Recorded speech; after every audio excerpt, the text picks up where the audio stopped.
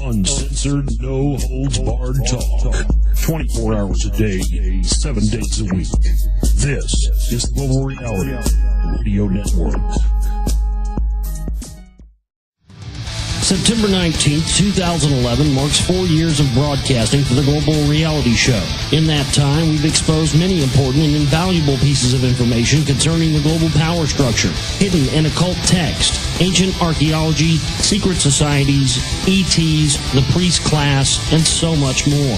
With no outside funding, sponsors, or advertisement, this places all the well-being of our work and research into the hands of people like you. In order to continue our work and to make it bigger and better, the Global Reality is having a 4-year anniversary fundraiser to take our quest of information critical mass to a new and before unseen level. Unfortunately, technology becomes aged and not much is left after paying operating costs each month. This is a very critical time to reach people, and with your financial support, we can redouble our efforts. Please visit www.theglobalreality.com today and make a safe and secure donation using our chip and banner or PayPal donate button at the site. Why give your support to a phony political stooge when you can support real underground media by the people? I'm Josh Reeves, and this is the Global Reality Radio Network.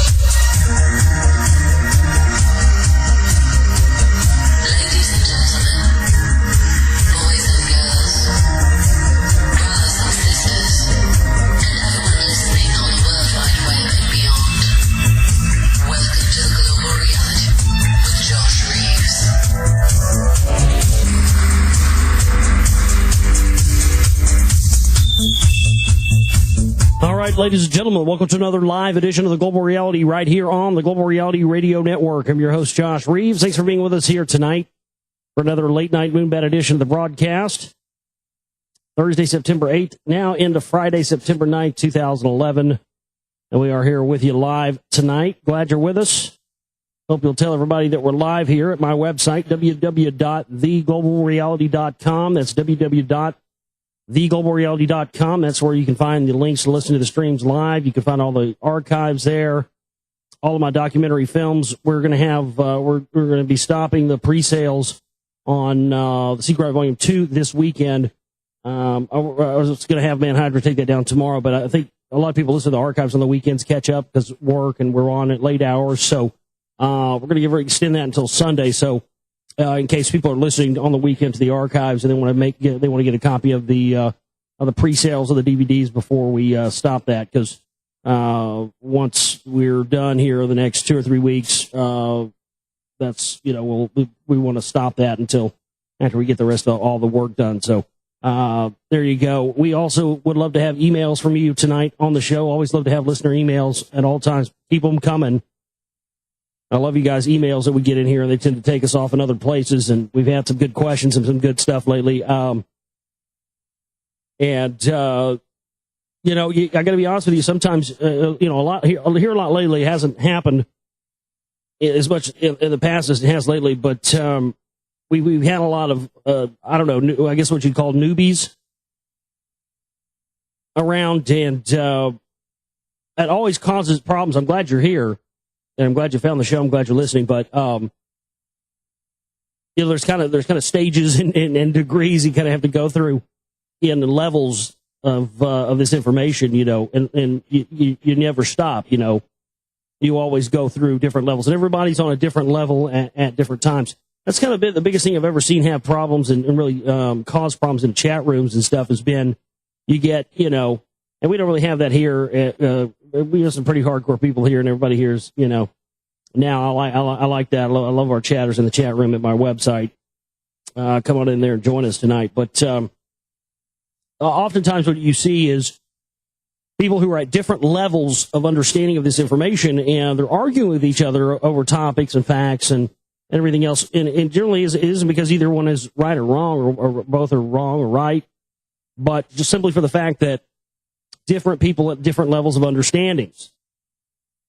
So, some of the emails we began, I think we had one last night and I felt was kind of in that direction. I think I saw one in the bag tonight. It's kind of in that direction too. When I first started the show, I started the show with my intent for the show, which got derailed by Peter Dale Scott, the second show I ever did, when he slapped the CMP stuff right in my lap. My whole intent and purpose when I first started the show, and here's our 4-year anniversary here this month. September 19th is going to be 4 years of broadcasting for us. And I wanted to have a show at that time that was going to get into stuff that I felt people weren't talking about. Because I had reached, when I made my first film, 9/11 New World Rising, 4-year anniversary of that film this month as well too, in September. That's another big milestone for me. That's the ripples of that film and how far that film has been, how far it's been reached. The producer of Dean Haglin's documentary, the guy who Dean Haglin, you know who he is, the guy from X-Files, Lone Gunman, kind of the Geddy Lee looking guy that would always wear, rock t-shirts and stuff. His producer saw 9/11 New World Rising, and he didn't indicate whether Dean Haglin had seen it or not, but kind of got the impression that he had seen it, and asked if I might be interested in having Dean on sometime. Hopefully he'll, if he listens to the show on a regular basis, he'll get back in contact with me about that. But I see that when I started the show, I really wanted to do a show that was more about deeper issues and things that people weren't talking about. And boy, I got my wish real quick after Peter Dale Scott told me about the CMP stuff, and everything started changing. So a lot of times when people find my show, by the time they found my show, most of the time, people are they've probably gone through the Alex Jones crap, and they've probably gone through listening to some other hosts, and maybe they've gone through kind of the New Agey end or whatever have you, David Icke and all that kind of stuff. Or maybe they got in through UFOs or chemtrails. People come into this stuff from different issues, and they end up finding my show, and they're sort of haven't really gotten up to some of the stuff we're talking about yet, and so they don't have a context for it, and so they get lost, and then they send me emails, that are really panicky and confused and not can't really figure out what's going on because when they found my show, they were sort of still kind of back in this other realm of thinking. So it's twisting their noodles around again. They're having to go back through that. And I've described that before. It's like you go through one process when you first start waking up the first time, right? And that, that's traumatic, and you have to figure out, how to assimilate all this stuff into your life. And then, lo and behold, you find Josh Reeves, or you find the Global Reality, and you find the Secret Right Volume 1 or something, and you start finding out about phony patriots and Jesuits and these priest-class bozos and secret societies and all this stuff. And boom, oh my God, there it happens again, and you thought it was traumatic the first time around. Oh, wow, no, it's way more traumatic the second time around, because then you have to start figuring out, oh my God, almost everybody that I admired or I thought was, a researcher or a patriot or somebody that was about freedom and liberty. Oh my God, they're a part of this system too. Oh, wow. So, the reason I'm explaining that is that hopefully those people that are in the audience that represent that portion of our audience will understand where I'm coming from, and understand why it's very difficult for me to, backtrack or beat a dead horse or go back over things. You don't hear me getting up here doing shows about, all the finer points of 9/11 and the Twin Towers coming down and all this stuff. You don't hear me doing that, do you? But no, I sure as fuck could. Because that was 9/11 was one of my big things for a long time. So I have mass amounts of data stored in my brain about 9/11. If anybody gets into a conversation with me about 9/11 at any moment, I've got enough info to make sure that anybody that walks away still thinking the official story is true, they're just an idiot. So that's my thing is so if I don't go back and backtrack those things, that just my only advice to you is as usual, just research on your own. Not me or not anybody else out there in the history of mankind will ever be able to get you where you need to be as far as your knowledge goes, if you're just going to one person or one source for your information. All we can do is be your guides and directors and people who are walking on the path with you and a trail guide, so to speak. Here's the trail. Here it is. Here's what's going on. Here's some information about it. All right, there, go get it. That's how, that's really how it's supposed to work. But oftentimes people, and I've been guilty of it in the past too, don't think I have it.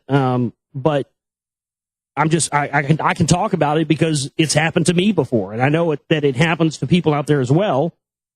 People get caught up in the personality of the researcher. They get caught up in the personality of, the presenter or the author or the director or whoever it may be. It's just one of those things that happens as a result of how we've gotten into culture and Hollywood and movies and stuff like that. And, I enjoy all those and doing all those sort of things as well.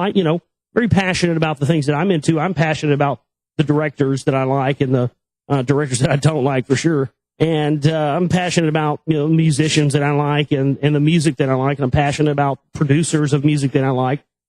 But oftentimes what happens is that we build up these things in our head and we get these ideas about these people that aren't necessarily true because we don't really know them. And then that's all we go on when we base our opinions on that person, what we think about them. So that's why you have to always make sure that you just take any of the information or things you think are useful that you find from what I do and use that as springboards for more things that you're going to go out and find. Because I can promise you one thing. If I can't promise you anything, I can promise you this. You are going to find things that I haven't found. I find new things every day. You would think at some point you'd stop finding new things. It's just not true, man. I'm finding out more stuff about the CMP stuff right now as we speak. I'm finding new information. I found new information this week that's going to be the stuff you guys don't even know about yet. It's amazing. But that comes as a result because you have to just not stop. You just have to go and just keep looking and keep digging. I promise you, there's always more you're going to find. You're going to find connections where you don't think you're going to find them, and that's the whole thing. So, understand that when you send in emails and stuff, sometimes that get into the arena of, well, you just haven't gotten there yet in your own knowledge base. I'll do my best to help you, but you have to understand that when it comes to stuff like that, again, it doesn't line anybody's, it doesn't line my hands, it doesn't line anybody's hands but your own. So I guess what I'm trying to say is that if I act or I seem with my tone and the way that I say these things to you here on the air, it's not that I don't care. If I seem, if I get one of these kind of noobish letters, if I seem kind of nonplussed and kind of, dickish about it or whatever, it isn't that. But it's the frustration you might hear in my voice stems from the fact that if you were doing your own research and your own work, you wouldn't even have those questions. You wouldn't even be presenting it to me. You understand what I mean? And I've noticed and had kind of an issue with for a very long time the fact that people don't do their own research. And again, the only reason that I say that is because I've seen what not doing your own research gets you, because I've taken researchers in the past and stuff on their word, and I fell into things like, for instance, the different examples of people always describe the Illuminati. And they always go to the Weisthoff deal and that. They don't go to the real story. I mean, that becomes a meme, and then as soon as you know it, it becomes the commonly accepted belief, and everybody's repeating it. But it's just flat not true. Or the thing about, von Braun, and first it was going to be communism and then third world crazies and then asteroids and then they were going to stage an alien attack. But that's not what he said, and that's not what Carol Rosen said either. He said that they were going to tell us that these non-hostile aliens that were here to help us were actually hostile, and that we had to weaponize space and come about under a world government to fight them. But for years, I misquoted that myself. Why? Because I'd heard 50 other researchers and 50 other fucking writers and documentary filmmakers say it that way. And I'd read the quote written down on websites and stuff like that. So I assumed from looking at, a couple different things. But it wasn't until I went and actually watched the different clips and found different examples of Carol Rosen repeating that I discovered, my goodness, that's been spun. And then toppled that with the what I mentioned a second ago about the Illuminati thing. And that being actually in the illuminated degrees of Freemasonry that Weishaupt had added to Freemasonry that was based off the information that he had gone and gotten from the Freemasons after an infiltration. So that's the whole thing is that I can't stress enough to everybody how important it is to do your own research. As much research as I've done for both Secret Right Volume 1 and Secret Volume 2, it's insane. It's just pure insanity, the amount of information I have. And guess what? I can already tell, because I can't take everything in because there's so much, that there is libraries full of more information on these clowns I haven't even gotten to yet. So imagine that, and that's the whole thing is that we have been very limited by the people that we've gone to as the source of alternative information. We've been really not, we've been giving a very small amount of the picture. And we've been very accepting to that. It's just, everybody's got to start taking this into their own hands. And that includes the research. If we had more people researching, it's just like, we were talking about, we've got listeners in, it went up from 32 to 34 to over 35, 36 today. Listeners in 36 countries now. Places I've never even heard of, actually. And, but yet, that the donations and the support that we give the network doesn't go up. It's an odd thing, but then you find that too. You find that more people are awake, more people are know about bits and pieces of this information. Now you can have more conversations with almost anybody now about this types of information, even if they don't know all the ins and outs, they don't know a lot of stuff. Most people now have a general idea of one or two of the major, conspiracy theories or major things that are talked about in the alternative research community. And that's a dramatic change over 5, 10, 15 years ago. A dramatic change. I mean, 5 years ago, there weren't that many people you could talk to about some of this stuff and they would know about. Now it's gone exponential. But what hasn't increased with that increase of people being aware of these things? Well, like I just said, people doing their own research, their own work. Yes, more people are aware of this stuff, so it gives us the illusion of a critical mass. But people that are almost awake are just as good as people that are asleep. And that is because it's the information that's left out. It's not about whether Alex Jones or Jim Mars or whoever tells you credible, good information that's based in fact. That's not what it's about. It's what they do not tell you. It's what they leave out, the things that are done with intent. And on top of that, what that information connects to and who it connects to and how it connects right back to the same power structure that these people are describing.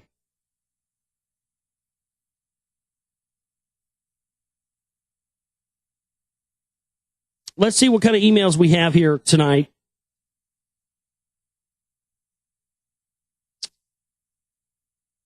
Oh, we got one from Zohair. I've got to get those pictures up that Zohair sent us from Pakistan, from the Indus Valley. Beautiful pictures. He sent us another email, and he says, hey, Josh, I sent this email before. Maybe it was in your spam folder. Oh, you know what? I did read this. Yeah, no, we read it. Maybe you missed that show, Zohair. I can't remember exactly when it was, but I did read this on air the last time you sent it, so maybe you missed that show. But I can read it again. It's no big deal. But you've got some other stuff in here addressing a question that I asked you the other night. So we'll read this now. He says, hey, Josh, I sent this email before. Maybe it went to your spam folder. I'm resending it as it is quite relevant to the discussion of astrological ages you were having on your show the other night. It seems interesting that for every astrological age, we are given new gods, new saviors, avatars, along with associated symbolism. For the age of the bull, Taurus, we have the golden calf of the Jews, and the Hindus believe the cow to be God, etc. And yeah, in the Lost Book of Enki, it says that when Earth years started to be counted in years, the first year was counted from, of course, the age of Taurus. For the age of the ram, Aries, we have the fountainhead of monotheism, Abraham, spelt Ab-Ram in Hebrew, meaning father of the ram, etc. For the age of the fish, Pisces, we have the Jesus fish symbols. We also have the Pope's fish hat and the Pope's ring of the fisherman, etc. Those are Anunnaki symbols as well. So we got Anunnaki symbols all through all of these, in all of these different ages. Yeah, you are correct, sir. According to the Lost Book of Enki, the age of the bull was Enlil's age. The age of the ram was Marduk's. The age of Pisces could have belonged to Inanna, because surely the up-and-coming age of Aquarius, the water bearer, has to belong to Ea or Enki. It is too much of a coincidence that for the upcoming age of the water bearer, Aquarius, we already have a god in waiting whose name, Ea itself, means the Lord of the water. His epithet, Enki, has already been programmed into our subconscious by the world-famous brand Nike. Nike being an anagram of Enki. The whole world wears Nike brand, and by doing so, all the human slaves are being branded as Enki's herd. Should we be waiting for Enki to appear at the dawn of the new age? That's a good question. But you're absolutely right about all those things you just mentioned. And everything I've researched says 100% that's what's going on. You hate to want to go out and run out and scream, Enki's coming, Enki is Lord, but, oh man, wouldn't that be something? Enki comes down and he's like, hey, guess what? I'm really in charge here, bitches. Guess what? All you Christians fucked up, baby. You're burning in hell. Ha! You backed the wrong horse, bitch. Enki's in town. Let's go. Hey, I'm looking for some wombs to pour my semen into. Anybody know where any good ones are at? I really need to pour some. That guy's out of control, man. Every other page in that thing, he's pouring semen into somebody's womb. He says, P.S., you're right about Mohenjo-Daro. Really? You're right about Mohenjo-Daro. It has ruins of a city from the Indus Valley civilization. Yeah, I agree. Oh man, yeah, that's one of my that's on my list. On my list of places that I am going to go one day. I'm looking into taking a trip there. It's a 3-hour drive from my place, and I hope I get pics of anything interesting. Wow, Zohair, you're amazing, man. Yeah, like I said, that's an idea I have, and I'm still game to that. If anybody out there, like Zohair, he lives in Pakistan. He lives 3 hours from Mohenjo-Daro. That's insane. That's insane, because I'd mentioned the other night on the show, I said, hey, Zohair, if you're listening, if you've ever been to Mohenjo-Daro, let us know. And he sends me an email back saying, yeah, I'm 3 hours from there. Let me go see if I can go check that out. Man, that's amazing. But anybody out there, if any of our listeners all over the world now, and all the almost 40 countries we have, you guys live near, interesting things like this, go out, shoot footage, go out and take pictures, send them to me. I'd love to cut it all together and, narrate some info over the top of it with, with some of my ideas about some of this stuff, and, have it kind of be a thing that all of our listeners had a hand in, shooting and putting together. I think that's a great idea. So that's amazing. Yeah, definitely look into Mohenjo-Daro in Pakistan out there, folks. If you hadn't looked into it, yeah, you'll get some interesting info from looking at that. Let's see what else we have here.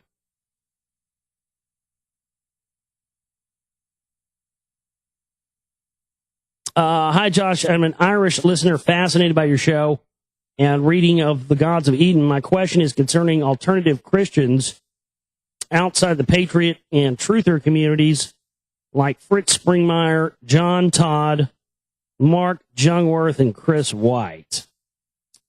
They claim to have revealed everything, yet never mention a word about cylindrical Sumerian seals. Instead, put all ancient astronaut hypothetics lumped alongside the establishment's New Age movement, arguing that there's more anti-religious propaganda in mass media than in any other period in history.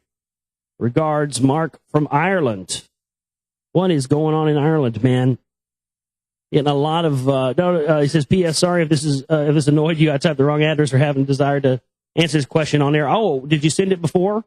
No, I didn't get it until now, so maybe just send it to the wrong one. It's globalrealityshow@gmail.com. You got it right this time.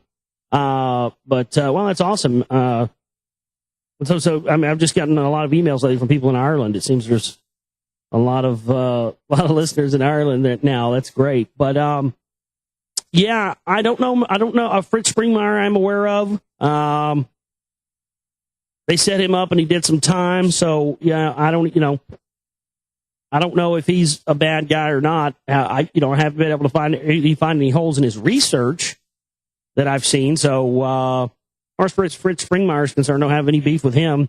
John Todd, I'm maybe vaguely familiar with.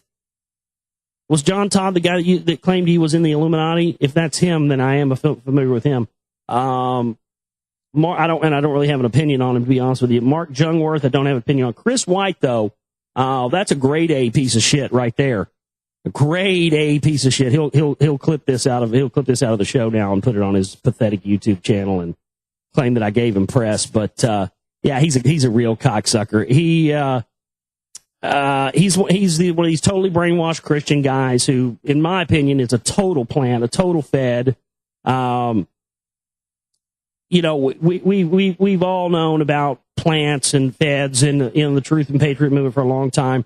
But this guy never has any contrary information about anything. Never has contrary information to bring to the table about any of the Council for National Policy stuff. But he wants to go around calling everybody who exposes the fact that the priest class, the Jesuits, the Vatican, the Knights of Malta that control Zionism, that control the Patriot movement, the Truth movement, that control the CIA, Blackwater. The fact of the matter is, these are the guys that are covering up all of this ancient extraterrestrial knowledge. It's a fact. And this guy is one of their minions that goes around and trolls around the internet and trying to, discredit anybody who gets too close to the real truth. So, yeah, that's my opinion there. You asked for it. You got it. So thank you, Mark, in Ireland. Let's see what else we have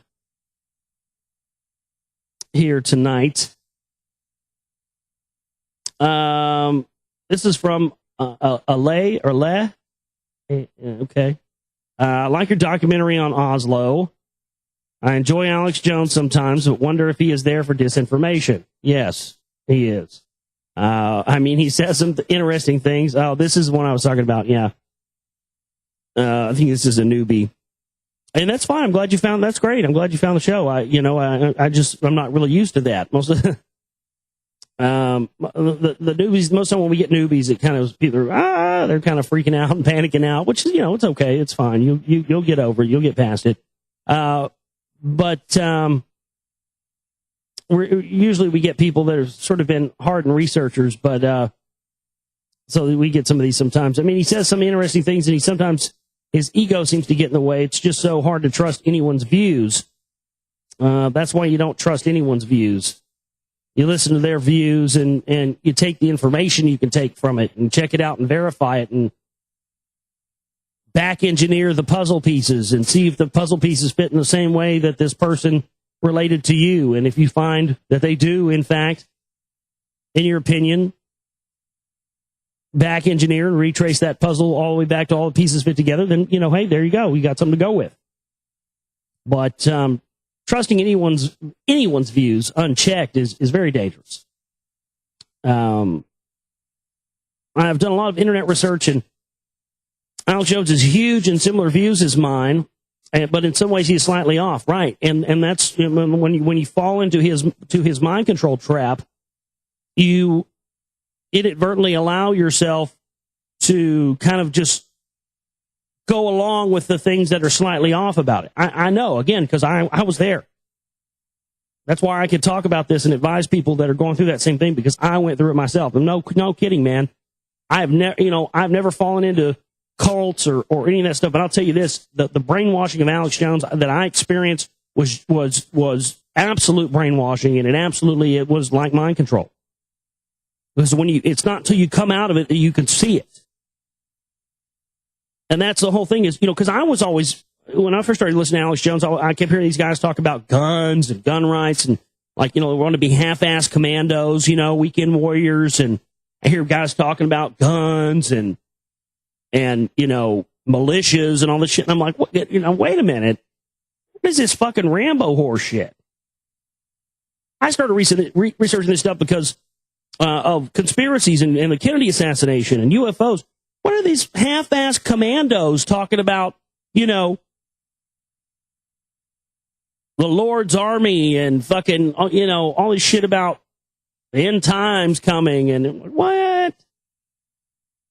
That's when I started to, but a lot of people just, and think about how many people, I knew guys who were, dyed-in-the-wool pinko commie libs, man. I saw dyed-in-the-wool pinko commie libs, people that voted for Clinton and shit, changing their fucking voter registration status over to Republican to vote for Ron Paul last time. And I'm sure there's a bunch more doing it this time, too. That's unbelievable to me. They get people so brainwashed, they'll get a Democrat to vote for a Republican. That's how thick the Alex Jones and Ron Paul sauce is. With the current government, it's just getting so scary. I do believe it's possible for these old groups like Templars and Masons to still be alive. Yes, you better believe it. And still be well and functioning. You better believe it. They let you know every day if you're looking that they're still here and they're still running the game and they're very much involved in what's going on. Oh, yeah. Oh, yeah. They leave their mark everywhere every single day. In fact, I challenge you to go out anywhere and not come across at least 10 Masonic symbols a day, probably. Even if you lived in a plastic box, you'd still see one or two.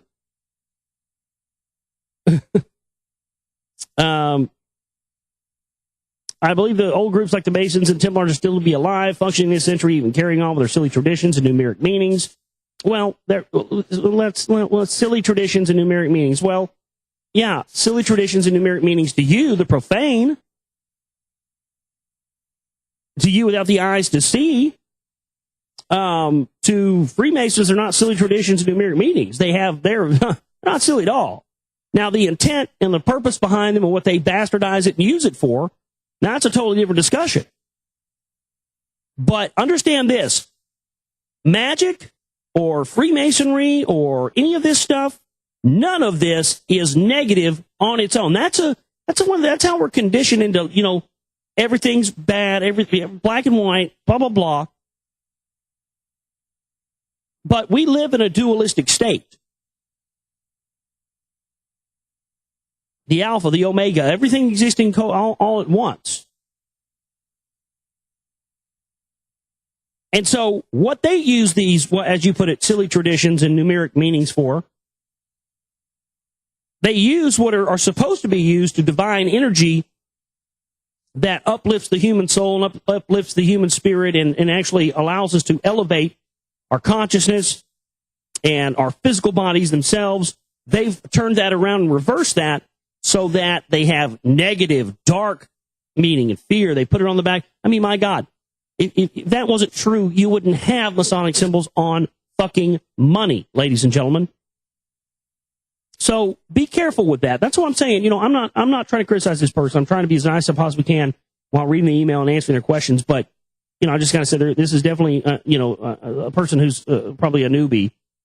But, you know, don't make a mistake. You may not like what these guys in these secret societies do. You may have a problem with it just like I do. But don't for a minute think that this is just silly wackery and this is just stuff that has no purpose and that these rituals and these numerological things don't have any significance, because they do. If they did not, they would not do them. And they absolutely do. When you study and find out what they really do these things for, I don't even know if I should say this right here because I don't know if this person's ready for it. I know the rest of you are. But if you want to really get down to what they're doing with these silly traditions and numeric meanings, well, it's multiple things. They are actively participating in multiple dimensions all at once, both this current dimension and other dimensions. They are activating and accessing energies and knowledge and things that exist in other realms. They're opening up energy vortexes and closing energy vortexes. That's what I believe a lot of what happened on 9/11 was. But really my point is that the reason there is a very specific reason. In fact, what I found that really goes back to, because prior to John D. and the channelings that he was doing with these manuscript that he had gotten that came from that had been excavated from Solomon's temple. Now I can't remember if that was one that the Templars had that subsequently fell into the hands of John D. after the Vatican pulled their card and had everybody executed. But it did, for a fact, come from Solomon's temple, and that's what he built his entire Enochian language on, which is a language for communicating with angels, a.k.a., spirits or gods or demons or whatever have you. It's also very close to the Necronomicon. It's also very close to the Emerald Tablets of Thoth. But one of the things when John Dee's got heavy into these channeling sessions, he started communicating with these entities known as the oversouls. Michael Asari and other people out there refer to them as macrobes, and they have different names. So the oversouls were these, basically these entities that in exchange for blood sacrifice would divulge information to John D., which he would use his scribe to write down for him. I mean, crazy stuff like, the Earth's wrapped in a energy field. Sumerian texts talk about that. And we have to strip mine the Earth for silicon to find technology to create so that we can break free from the etherical barrier of Earth and spread, the queen and the queen and the royal seed passed outside of Earth. I mean, this is like 16th century here. And so right after this information came to John D., what you start to see if you go back and research history, again, don't take my word for it, go look at this. You could see from about that time period when John D. was working inside the royal palace with Queen Elizabeth. Right around that time is when you started to see wars launched on certain dates, certain times of the year, equinoxes and things of that nature. You started seeing soldiers festooned with symbols, crosses and stars and all this stuff, marking their blood sacrifice. So, again, just because you're not knowledgeable about something and you don't know that, it's very easy to make fun of stuff that you don't know about. So you have to be careful that if you call yourself a researcher and you really want to know the truth about stuff, like, I'm sure this person who's writing this email does, you need to be careful what you laugh off and say. The moment you say that you believe that something isn't possible, they got you. I mean, anything you can dream, these guys are doing or have done. That's a fact. Dates and times still bring tradition alive, much like a witch who still practices spells in the 21st century and makes potions and whatnot, the same as hundreds of years ago. I get all that even in today's era. I mean, just because technology has advanced to us, there is still the possibility of older traditions and evil to happen. Shamans still exist, as do witch doctors and voodoo. It's just hard to take serious in this age because people think that there is this veil of advancement and sophistication that is supposed to come with technology. So these traditions and numeric significance can somehow exist and prevail underneath the radar, so to say, without people taking it serious and seeing it for what it may be. I always keep an open mind, but admit with all the chemicals in food, chemtrails, and BS in the media, from Dancing with the Stars, American Idol, and mainstream news, that the average people are dumbed down and so addicted to smartphones and Facebook that they are just sheep that follow the majority and fear thinking outside what they are conditioned to see or think, a la the Matrix. Yes, you would be correct there. I also think that Hollywood is a purposing conditioning element in all this. Yeah, go back and hit the archives. You'll hear a lot of media talking about a lot of that kind of stuff for sure. But yes, you are correct in that as well. And they're another admittedly controlled arm of the Vatican and of the sequesters of the knowledge. It's a conditioning element for the flavor of the day. You see at a time in movies, either quite possibly will happen in the future, and simple conditions people to do it before it happens. So they will be more likely of accepting it when it does come. Yeah, that's why they put alien stuff in movies. That's why they put out that terrible piece of shit Ben Affleck Pearl Harbor movie right before 9/11. Perfect example of that. But that's exactly what they do. It's the old, boiling pot syndrome, just slowly turning the heat up. I mean, as crazy as it sounds to most, it is viable. Same with video games in the last 20 years. More bloody and violent to dumb down kids and adults to war and death and killing. So killing isn't terrible after all. I have listened to Glenn Beck, Mark Levin, Mark Savage. I don't know who is for real. Wow. Well, Ale, however you say your name. The good news is that you're looking, That's what you have to do. That's what everybody does. You just have to kind of, listen to a bunch of different things and a bunch of different people and come to your own conclusions about stuff and do your own research on stuff and look at this. You'll get there. I mean, it sounds to me like you're on the right path. But again, I think what I take away the most from this email is that, you're one of these like other people like all of us who've gotten disgruntled because everybody that you've admired or liked as far as research and stuff has turned out to be a fraud. Hey, I understand. That was hard for me as well. I mean, people that, for the reason I got into this, when I have to accept that they're, not what they think they are, that's a tough thing. But you have to at some point,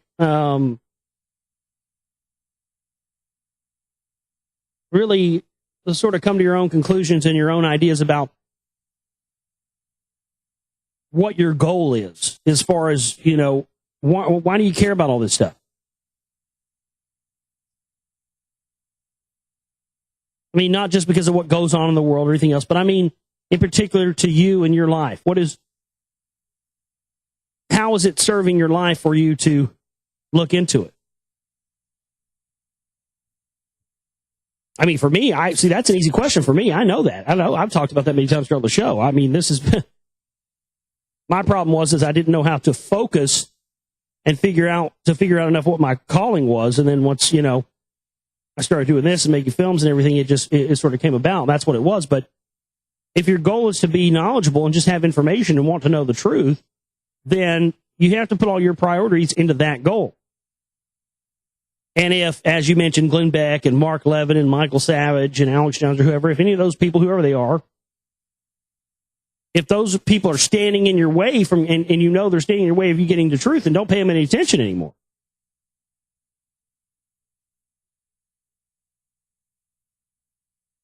That's the main thing. Let's see what else we have here. The same person sent another one back. I'm intrigued with your explanation, but wonder why you or anyone don't look at these dates and things and predict. That's literally what she wrote. I'm not stuttering. And predict future happenings and scenarios. Predict future happenings and scenarios. That's odd. Why don't you write the word pre 3 times before writing the word predict? That's strange. I'm weird. I pick up on little things like that. These dates and things are predict future happenings and scenarios. I mean, it's great for astrologers and the like to go after the fact and come up with scenarios, but I'd like to see before the fact predictions using dates and rituals by these groups to predict circumstances and how they happen, blah, blah, blah. That's, I got to say, in my opinion, I mean, if people want to do that, if there's people out there that want to do that, hey, why don't you do that? You could do that. That's my idea. You're saying you're intrigued with the explanation, but wonder why I don't, or other people don't try to use dates and these things. Well, people do that. I don't do that because I'm not fucking Nostradamus, and nor do I want to be. It doesn't thrill me to be right about the things that I'm right about. I've been right about some shit that I didn't want to be right about a bunch of times, and it's not fun. And I do make predictions all the time. I predicted they were going to. I did that one time on a show back in 2008 when I was doing alternate radio. There was this satellite that was coming down, and I knew what was happening that week. There was a Sirius was coming over right at the 33rd degree over Hawaii during an eclipse. And there was this, you may remember this, there was this errant satellite they said was probably going to break up over Texas, and it was going to crash, and then they came back 2 days later and changed their story and said, no, they're going to shoot it down. And they didn't know what day they were going to shoot it down on. They were trying to figure out what would be the best day, and I said, you watch. They'll shoot that motherfucker down smack dab in the middle of that eclipse coming up on Thursday, right when Sirius is apexing over the 33rd degree. And right down to the damn minute, right down to the second. Ladies and gentlemen, 3 days after I predicted it, they did it. What does that make me? Does that make me special? No, it makes me paying attention. So my point is to you, the person that wrote this email here is, why don't you do that? You could, if you studied enough and researched enough, you could find out about all these dates and all these things, and all these groups, and then you could make predictions about those things happen. You could start your own radio show or website and make those predictions. But why don't you do that? Why do I have to do that? Well, number one, I choose not to do that because for me, in my opinion, now, if you want to do that, I wish you all the best. I'm not telling you not to do it just because I don't do it. But to me, I just see people who get off on that. I don't like being right about any of this stuff, but I see people who get off on it. It's like a pissing contest, a swinging dick contest to see who can, I'll predict, Alex Jones walks around, puffs at you, I predicted 9/11. Blah, blah. Well, a lot of people did.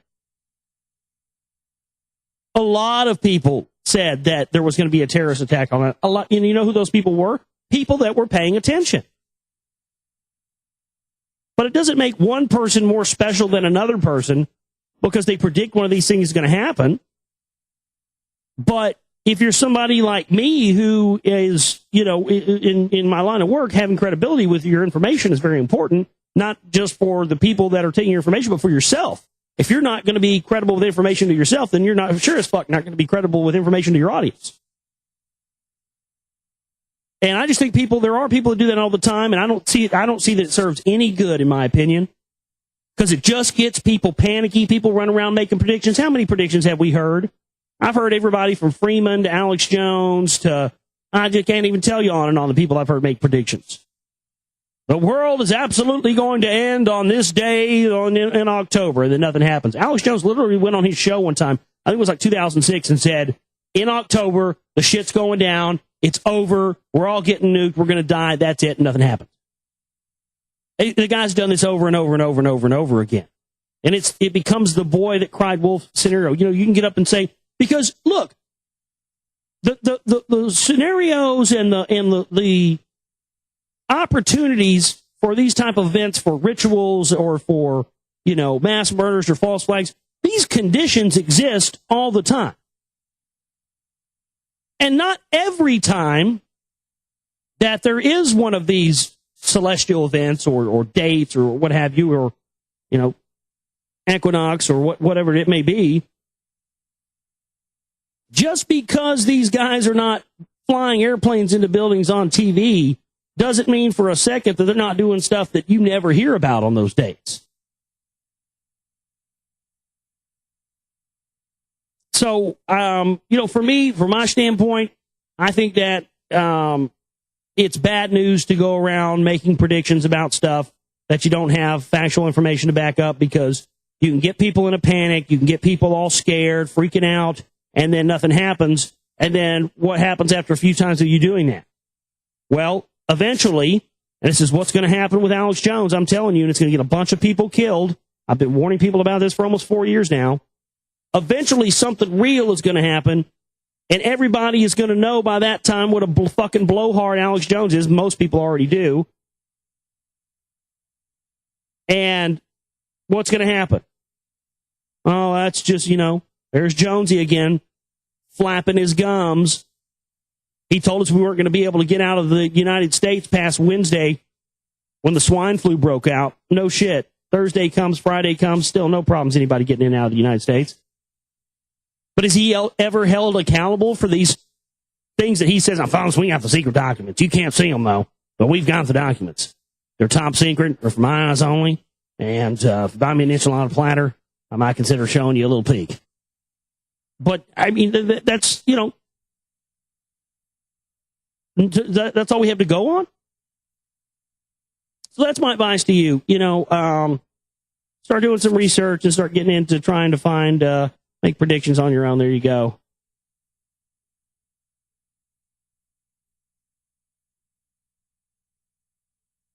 Oh, let's see here.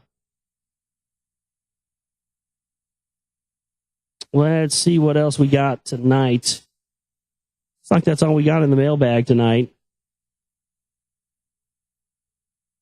Oh, let's see here. All right, we got a lot of news to get into. Not a lot, but we got several news stories to get here. But we've been rolling here for about 53 minutes, so let's take a break, come back. We'll jump into news tonight. We're also going to be getting into Tablet 13. Tablet 13 out of the Lost Book of Enki for you here tonight on the show. So you definitely don't want to miss a minute of this show tonight. This is all right, back here with you on the show tonight, ladies and gentlemen. Moonbat edition of the broadcast for you here as we move into 9/9/11. Uh-oh. 9/9/11. We've got lots more, as we talked about last night, lots more 9/11 stuff coming out. I love how every time it gets around 9/11 every year, this is when all the mainstream media outlets like BBC and others choose to run all their hit pieces and stuff on truthers and conspiracy theorists and that kind of thing. I mean, are we seriously supposed to think that they come out with, you know, 2 articles in the same week? We'll get into them tonight. You know, the one about the one we talked about earlier in the week, the Apollo 17 thing. New photographs released to silence conspiracy theory that moon landings were a massive NASA hoax. They choose the week of 9/11 to come out with that. There's another one from here from Yahoo News or from the BBC, the evolution of 9/11 conspiracy theories. I find it interesting they choose to run these right around this time of year. And, of course, they're, as we talked about yesterday, they're upping the threat level alert. They're saying there may be an attack, all this stuff. We'll get into some of that news. here tonight as well. It's just pure insanity. It makes me sick to see them exploiting and trying to use their already pre-established trauma-based mind control and using that, milking it for even more effect. It's sickening to see, and that's exactly what they're doing. But again, my website where this broadcast originates from, www.theglobalreality.com.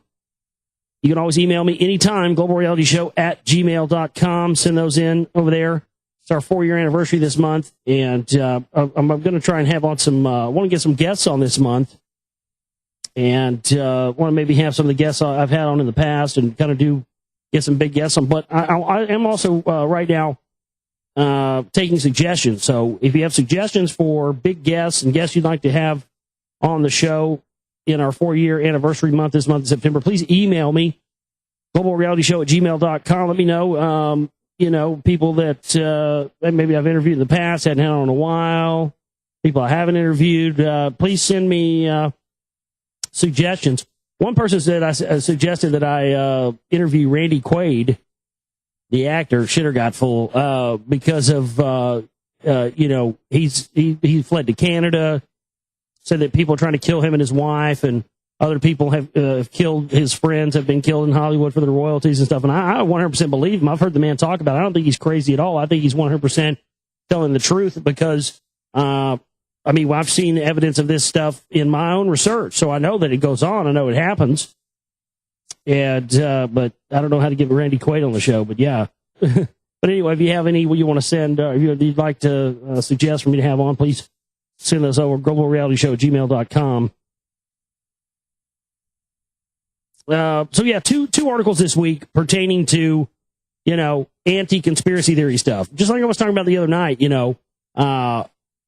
I'm not a fan of Ron Paul. I he's another one of those patriot traps, another one of those things to get you all riled up when he takes a fall and loses on cue like he's supposed to. But I just think it's funny how, during the last election we saw, every time Ron Paul's on TV or something, oh, he's a kook, he's a crazy, he's a loony, doesn't know what the hell he's talking about. Then the elections are over, Obama gets elected, and all of a sudden he's a media darling. Have you forgotten that already, people? All of a sudden, everybody loved him. He was on Fox News and CNN and MSNBC. All of a sudden, he's everywhere.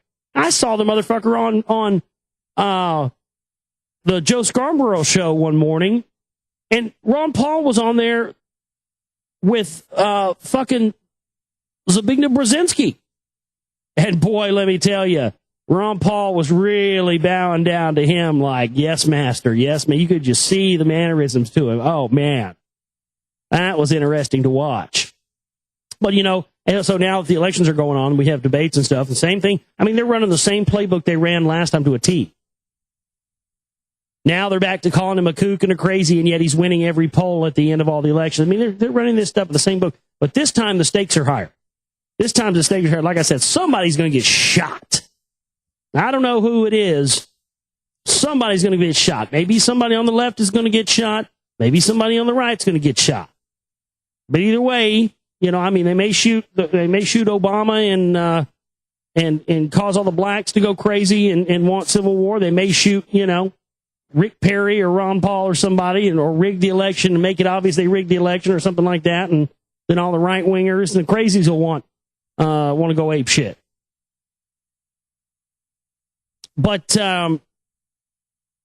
again, whatever that may be. I love how they pick these certain times to do that. The same thing they're doing here. We have proof now. And what do they roll out from Apollo 17 to show us? What pictures of this? I love how the pictures that they're giving us are still black and white, grainy photos that look like the same ones they showed us in 1969 or 1972. So this is your proof. Oh, there's lunar rover tracks. There it is right there. I know for a fact with the high-resolution cameras that we have right now, the moon's not that far away, that there are way more high-resolution, more close-up shots than what they're showing here in this picture. It's just ridiculous. These look like old 1970s cameras. Give me a break. You're telling me that's the best quality you've got? They built a life-size model of the moon that was like 2 miles long.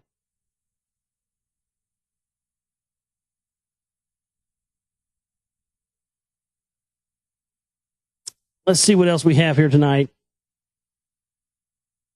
Now, tell me this isn't fucked up. One of our listeners, who's it, Dave? Yeah, Dave is in Orlando. He's told me through the years about how fucked up Orlando is. Obviously, he was correct. Orlando, Florida. Listen to this. This is unbelievable. Video of police shooting prompts dismissal of charges. Orlando officers shot driver they claimed rammed police vehicles. Prosecutors have dropped attempted murder charges against a man who was shot in November by Orlando police officers who claimed he tried to ram them with his van. The decision came after the Florida Department of Law Enforcement obtained surveillance video that appears to show an Orlando police pickup truck pushing the van into other officers' vehicles. So they claimed that this guy rammed his vehicles into their police vehicles and tried to kill him. They shoot this guy, arraign him on attempted murder of a police officer, and when they pull the video, come to find out, this cop was pushing his van into the other cop car with intent to set this guy up. A passenger in the pickup was OPD Sergeant Rhonda Huckleberry, who suspected that men in the van stole her husband's credit cards the day before and used them to buy nearly $1,000 in electronics. Now, correct me if I'm wrong, but vigilante street justice and all that stuff, isn't that frowned upon? Oh, but the cops are allowed to do that. If somebody steals your shit and you find out where they are and you want to go kick their door in and fucking, bust some heads, they could arrest you for that. But these cops, they suspect they got their credit card stolen, so they get free reign to just go and get a little street justice on their own.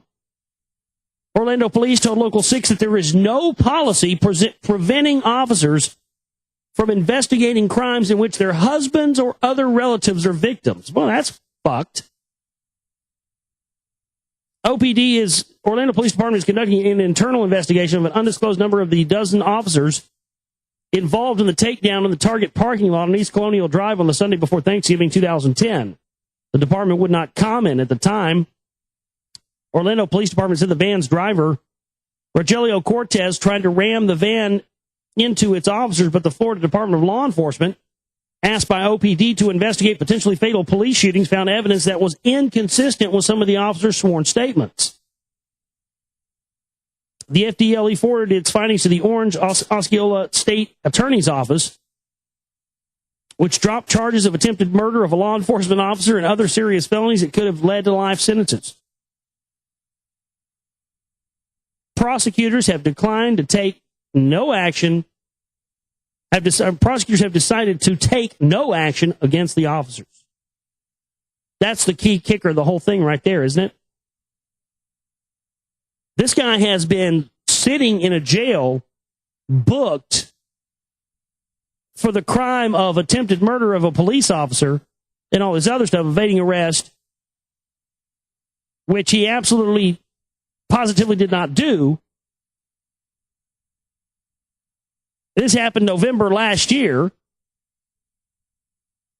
That's 10 months ago. It's almost a whole year this guy's been in jail for this. That's 10 months of his life he's not going to get back. And yet the people that are involved, the cops who try to set this guy up, I mean, this is the whole thing, folks. These people, the law enforcement and everything now is a extension of the military. And the laws that have played out in Afghanistan and Iraq with Blackwater and armed forces over there are now being brought to America. All the things that we've seen up to this point have been training exercises for the much larger operations. Waco, Ruby Ridge, Oklahoma City, 9/11, Katrina, the Iraq War. All these things have been small, compartmentalized, little microcosmic training sessions. So instead of just doing it to one area, they can do it to a country the size of the United States. That's what they want to do.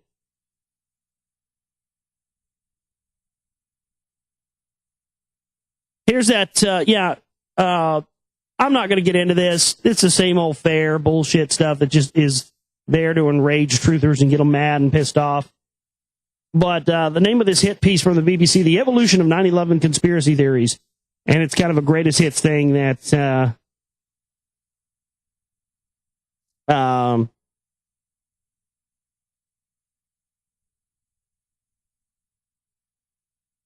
it gets into this is the conspiracy theorists. This is what they think. Blah blah blah blah. I dropped a link to it there in the chat room for you. Disabled patients mind meld with robots from sciencemag.org. They're not quite psychic yet, but machines are getting better at reading your mind. Researchers have invented a new non-invasive method for recording patterns of brain activity and using them to steer a robot. Scientists hope the technology will give locked-in patients, those too disabled to communicate with the outside world, the ability to interact with others and even give the illusion of being physically present or telepresent with friends and family. Previous brain-machine interface systems have made it possible for people to control robots, cursors, or prosthetics with conscious thought, but they often take a lot of effort and concentration, says Jose Del R. Milan, a biomedical engineer in Switzerland who develops brain-machine interface systems that don't need to be implanted into the brain. Now, that's a game changer.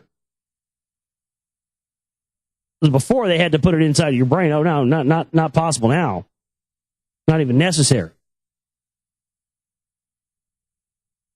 Milan's goal is to make a control as easy as driving a car on a highway. A partially autonomous robot will allow a user to stop concentrating on tasks that he or she would normally do subconsciously, such as following a person or avoiding running into walls. But if the robot encounters an unexpected event and needs to make a split-second decision, the user's thoughts can override the robot's artificial intelligence. That's unbelievable stuff. And again, every day we see, it's just a culmination every day, isn't it? Every day we see more glimpses of what's coming in the future, of transhumanism, of the technology of the future. Every day we see more glimpses of what's coming out about,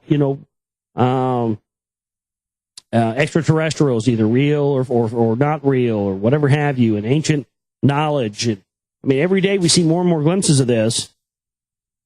And it's definitely going to continue to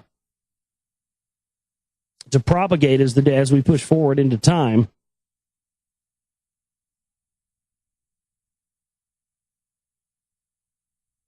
I saw this article today. I thought this was hilarious, considering most of these, brainwashed environmental greenie meanies, a lot of them are potheads.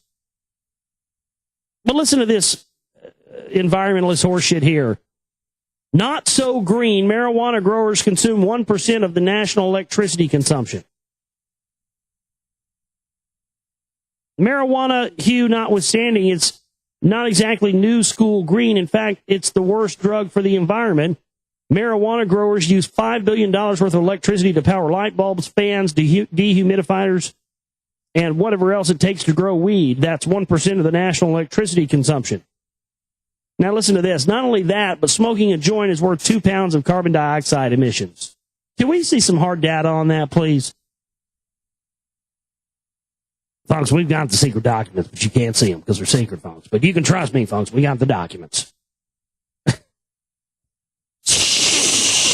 It's cock. Can we see some hard evidence on that, please? Okay, well then, smart guy.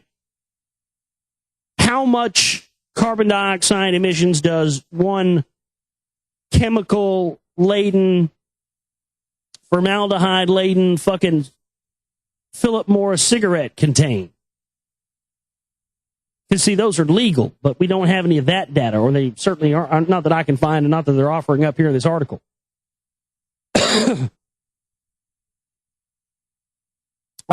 This is absolutely ridiculous, and I wouldn't be surprised if this is being funded by Monsanto, so that Monsanto can continue to push their genetically modified, quote-unquote, middies.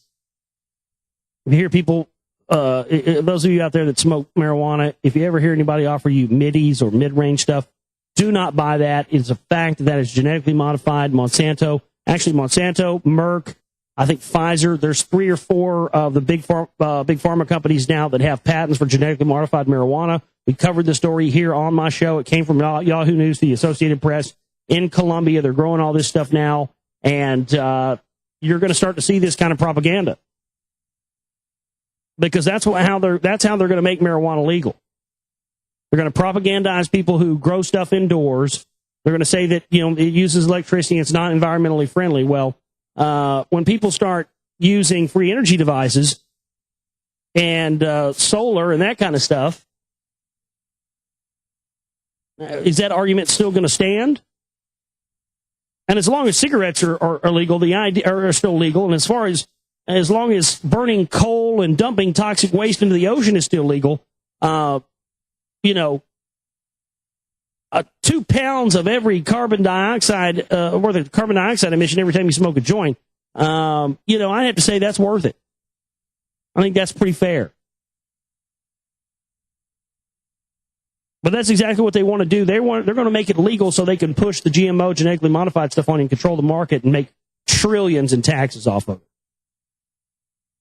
And whether you smoke marijuana or whether you don't is irrelevant to the fact that you need to be aware of this type of information, because you don't want to be privy to just going along with something just because you're not informed about it.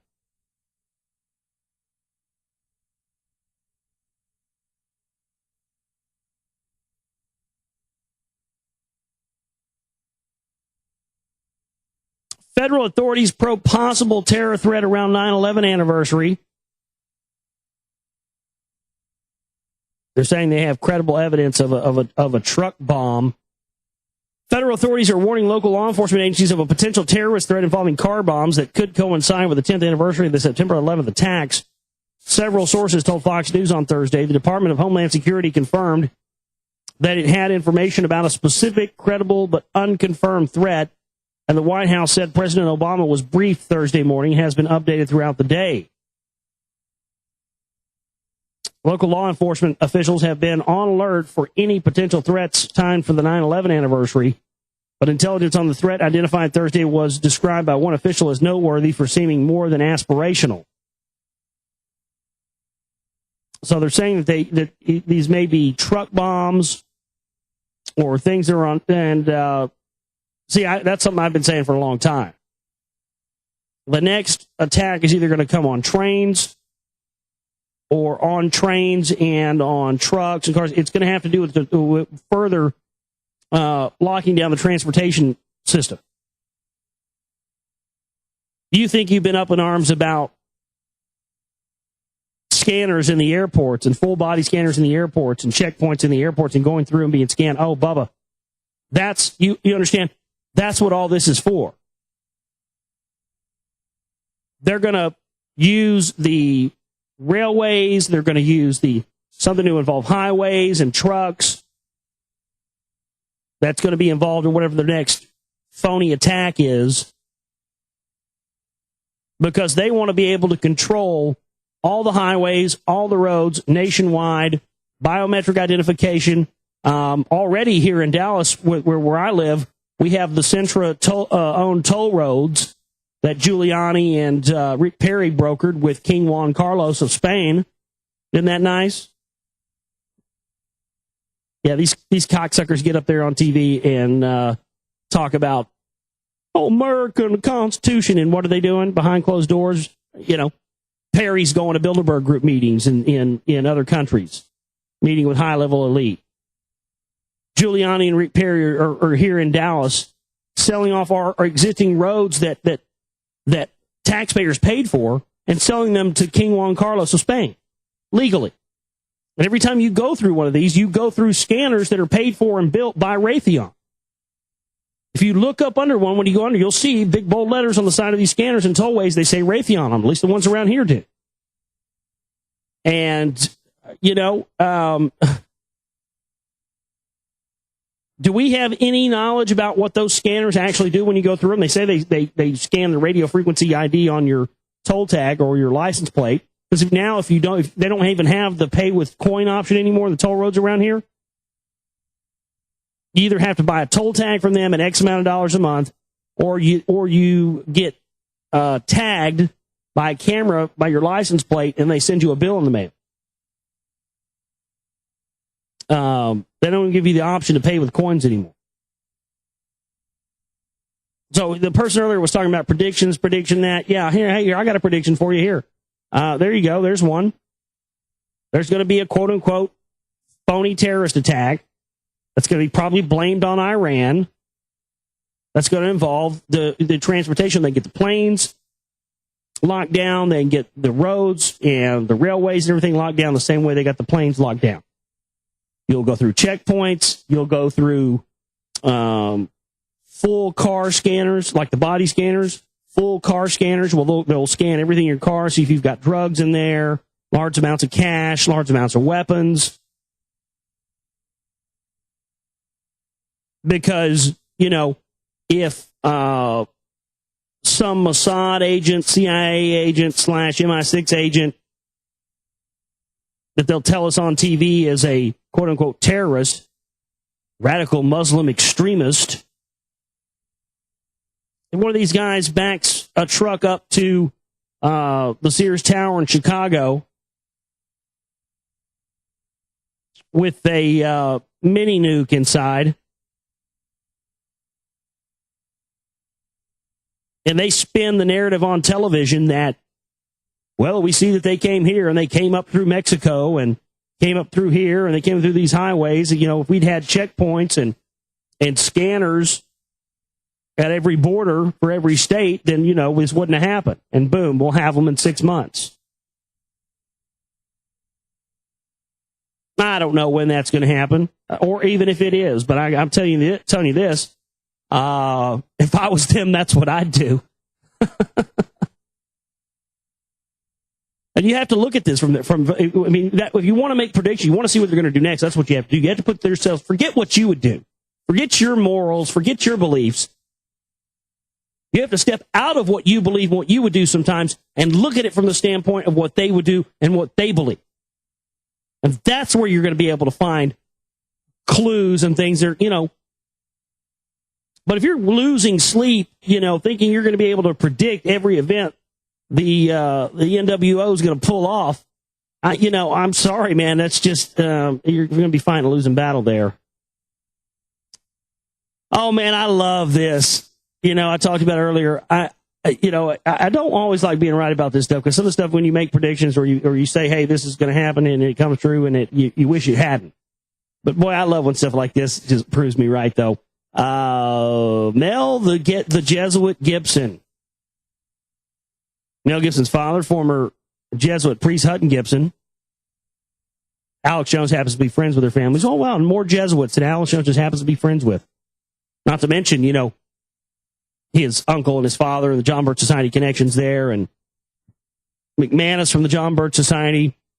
The first time he's ever on Alex Jones' show, says, I look forward to seeing our relationship continue. What relationship? You just had him on your radio show the first time. If somebody comes on my show and I interview them for the first time and they leave, I don't feel that that we have a relationship, or we're going to have a relationship that has a possibility of continuing. That's what somebody you met with more than once, not somebody who just came on your radio show more than once, right? I mean, only once, correct? But I love this, you know, all this Mel Gibson, all the Jew this and Jew that, Jews run everything, blah blah blah blah blah, and you'll end up seeing these guys. You'll see Jones and Mel Gibson together like two peas in a Charlie Sheen pod one of these days, I promise you. But all that Jew stuff that we know always comes from these goddamn Jesuits. It's funny. Listen to this. Mel Gibson and Joe Esterhaas to collaborate on a film telling the Jewish hero story of Judah Maccabee for Warner Brothers. So as I've told you a million times, you got to get over this whole idea that, you know, the Jews are over here and the Vatican's over here, or the Freemasons are over here and the Knights of Malta are over here. These guys are all in bed together. And the only thing that's credible about the idea that one of these groups is against the other one, the only thing that's credible about that is what they propagate and put out to the people as the puppet show. These guys are all in bed together. Mel Gibson doesn't hate Jews any more than anybody does, but to play a role for the people that control him and has allowed his career to flourish, he'll do it. Because these actors, once they reach the level of Mel Gibson, it's very, you know, you can get them to do just about anything by telling them to look at it at what they're doing from the standpoint of as a role. You know, Mel, just go out and say Jew for us and make a big deal out of it and call a cop if you get pulled over by, you know, go out and get drunk and make sure you go out and be irresponsible. I mean, you're Mel Gibson, man. You can get somebody to drive you anywhere. Mel Gibson's stupid enough to go out and get sloshed drunk in front of all the public, where full view of everybody, and then get in a car and drive in full view of everybody and think that he wasn't going to get pulled over. And then when he conveniently got pulled over, he's yelling kite, kite, kite, Jew at the guy that pulls him over. I mean, come on. But that's what they do. They tell him, you know, look at this as a role. You know, take this as a role. And then what that allows them to do is once you have the idea built up behind somebody's persona as they're crazy, and everybody thinks Mel Gibson's, you know, everybody pretty much thinks Mel Gibson is the guy from fucking, you know, Lethal Weapon. And maybe he is, I don't know. But what I see it as is more the fact that what he's doing, he's given these roles to play, and when they build up the narrative that his character as Mel Gibson, his real life self, is crazy out of his fucking mind, loose cannon, then they can put him and make him be involved with crazy loose cannon things like, you know, that horse shit Passion of the Christ and all this stuff. And now this story of some Jews that slaughtered some Assyrians, which is what this guy did. And this is how they build up the characters. They built Oliver Stone up for years as some radical and some, you know, guy. And then what's he done over the past few years? He's going and making movies about commies. Every movie the guy's making now, he's making about commies. It's wrong. It's all just such a goddamn puppet show. It's ridiculous. Prince Charles warns of 6th extinction event. Thank you, Charles. Thank you for the warning. Suck Satan's cock, Charles. I've been waiting for you, bitch. In his first speech as the new president of the World Wildlife Fund, UK's Prince Charles suggested surviving ourselves should be a priority. Well, what was it that your daddy said? When he dies, he wants to be reincarnated like some virus like Ebola so he can depopulate the planet. Again, he's making my point very clear about what I've told you about the people who are the doomsayers and the people who are always saying, you know, oh, if you don't do this, this is going to happen. These doomsday cause and effect people, Al Gore and Prince Charles. You know, if you don't do this, if you don't pay this tax, if you don't have a carbon tax, if you don't give up more freedoms and more rights and liberties, then you're going to have this outcome. We warned you. If you don't give us more control over information, if you don't let us have Homeland Security, you're going to get hit by terrorist attacks again. You don't want that to happen to you. Come on. And that's what these guys are doing right here. That's what Prince Charles is doing. Let's scare the shit out of people so they continue to go along and do what we tell them to do and be good little obedient sheep. And if they don't, we'll just fucking kill them all anyway. Ha ha ha ha. That's really the kind of shit these guys say behind closed doors. You know it. You know it is.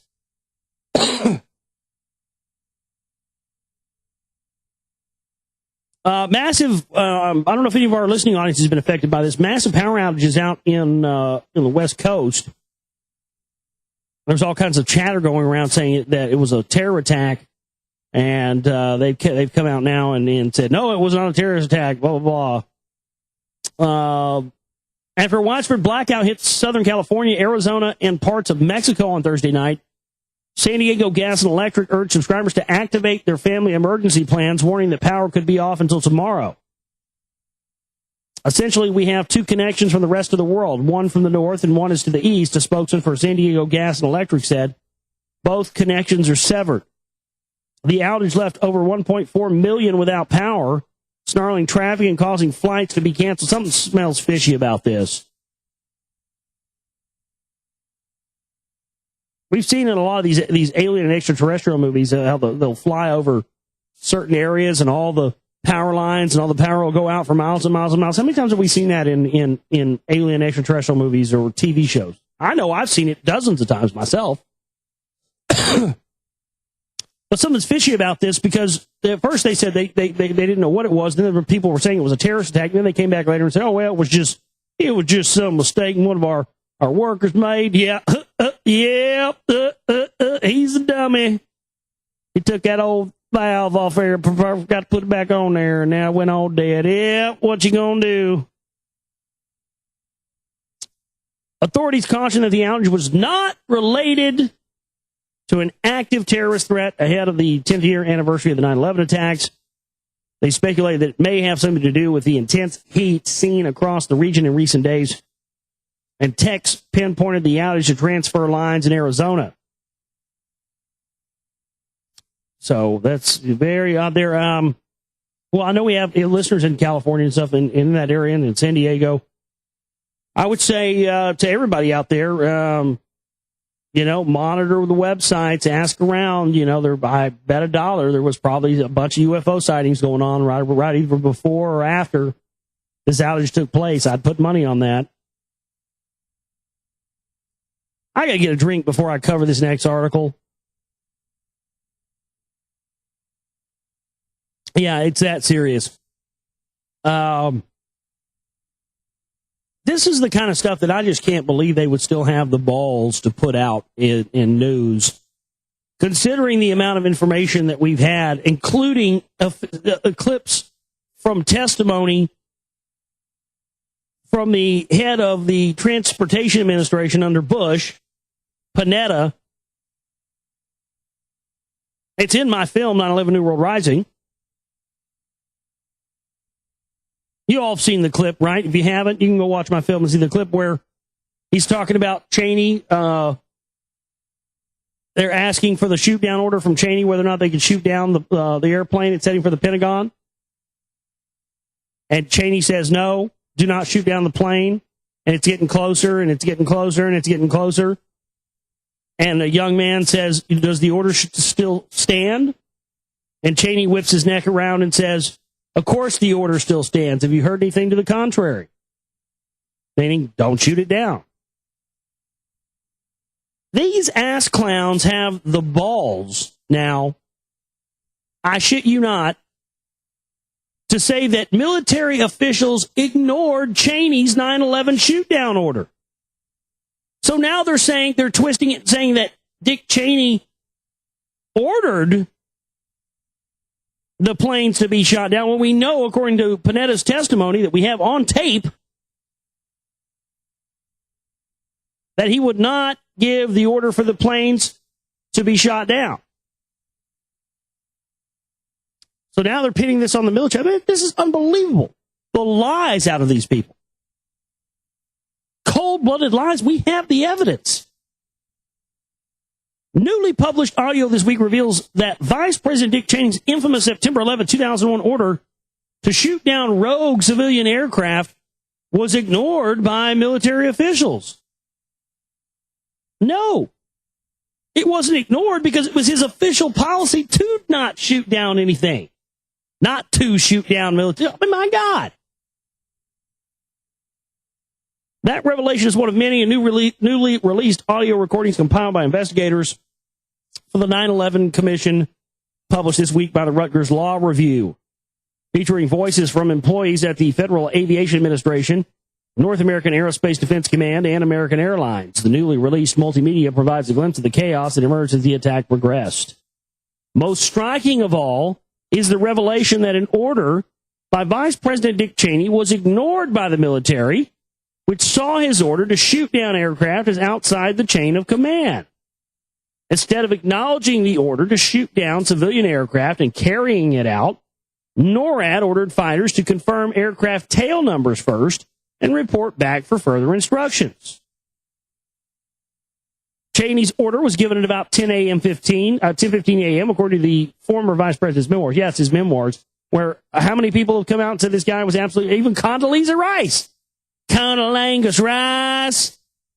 Condoleezza Rice sound like a Mexican food restaurant. Ought to let her go down to Mexico, let all the Mexicans eat her white power. You ever seen that Chappelle show? Clayton Bigsby. Okay. Even Condoleezza Rice is calling this dude a liar. Well, he's just a liar. That's just all there is to it. Oh, it's good stuff. Unbelievable. And you know, it's funny too. I mean, they're coming out with all this Shanksville stuff now. It's an absolute fact. Everybody's known this for 10 years. The Happy Hooligans out of Wyoming, the F-18 Hornet Squadron, were called in when Flight 93 was reportedly hijacked, and they said that it was probably heading either for the White House or heading for the House of Congress. In fact, there was a ticker across one of the news agencies, CNN, I think. I came across it when I was editing 9/11 New World Rising back in 2007, and said that the House of Congress had been evacuated because they had found a bomb in the building. I never heard anything else about that. What the fuck is going on there? But it said it, sure as shit. But the Happy Hooligans, after dispatching Flight 93 and coming upon it, were when they were in target range, were told to stand down. And according to the rumors, substantiated by a very interesting piece of video footage, which I'll tell you about in just a minute, the Happy Hooligans F-18 squadron said, you know, they'd just heard that the Pentagon had been hit, when towers had been hit, one of the towers had come down. I mean, what would you do in that situation? What would anybody do in that situation?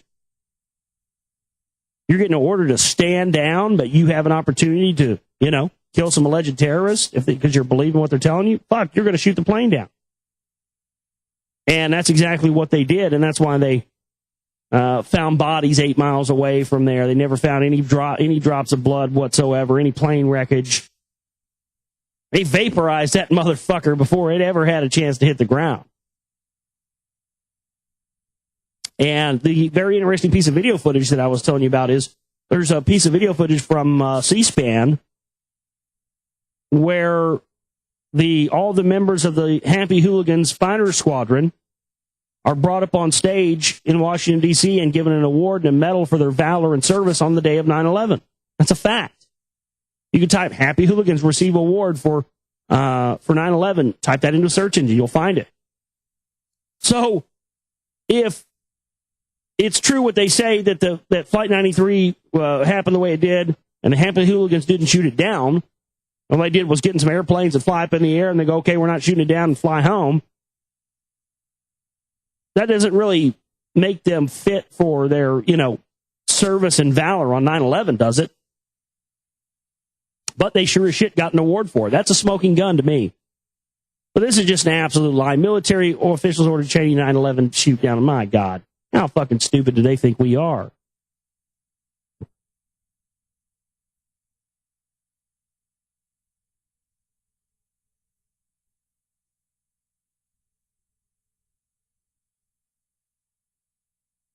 Let's see what else we have here tonight.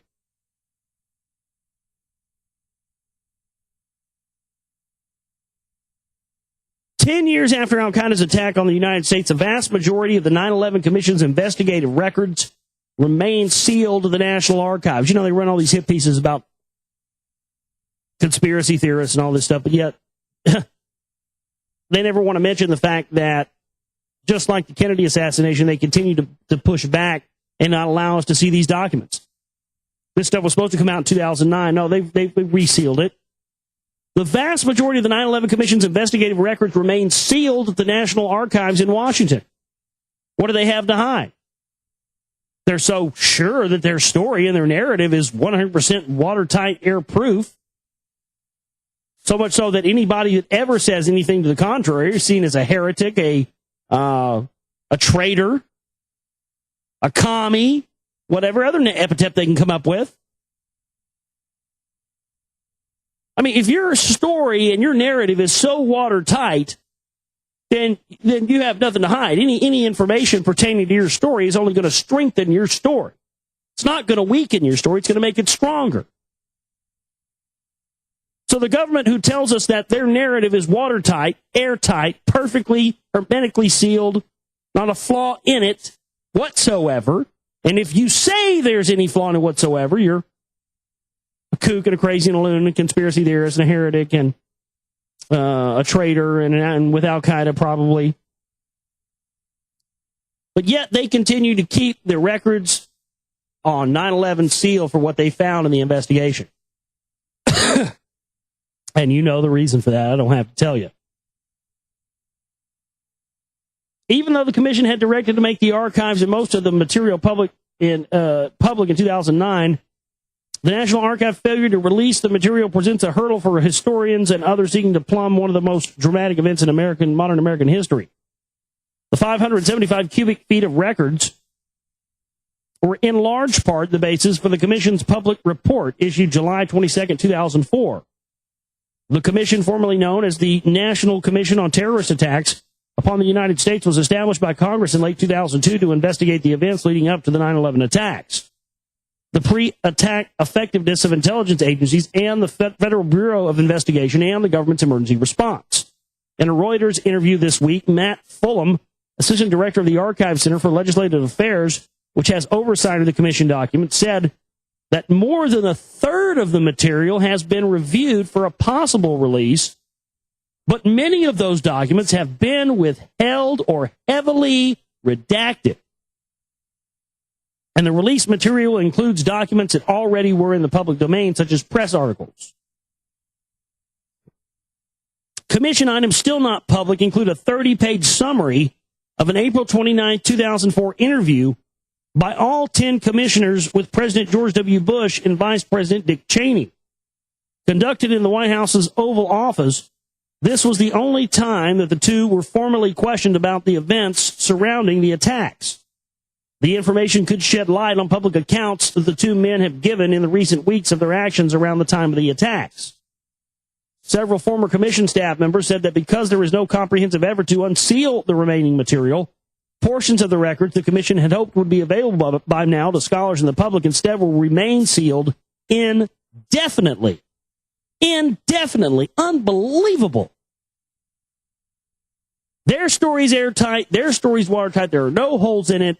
There is no room for investigation. There is no room for any more research or digging at all. You are almost criminal for even questioning it, yet they are going to keep certain documents about 9/11 in the investigation sealed indefinitely. Ladies and gentlemen, if any of you out there, and I don't care if you're listening to this right now, here tonight, 2:42 Central Standard Time, Friday, September 9, 2011, or if you're listening to it a week from now, a day from now, a year from now, 100 years from now, I don't care. But I'm going to say this.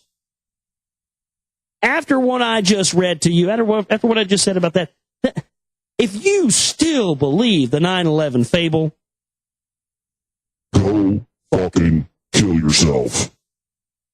Thank you, Satan. I couldn't have said it better myself. Seriously, like Bill Hicks said about marketing, kill yourself. No, you have to. Seriously. My God, how much more proof do you need? What is it going to take?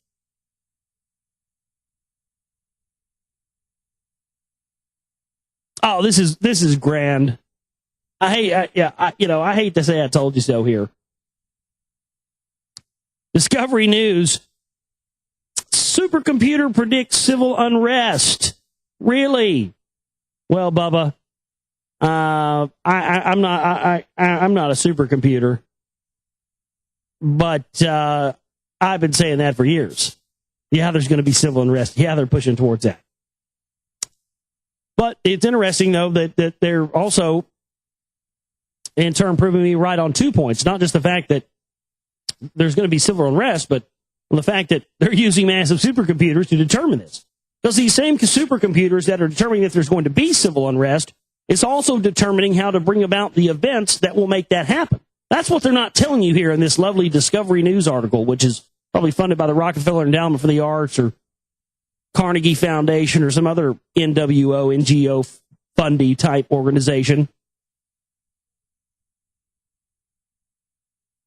Supercomputers such as the Nautilus at the University of Tennessee Center for Data Analysis and Visualization may have brought the world closer to Isaac Asimov's vision, though it is still early days. Yeah, right. They've had this shit for years. Analytics and, they've been able to tell, what's going to be popular and trends.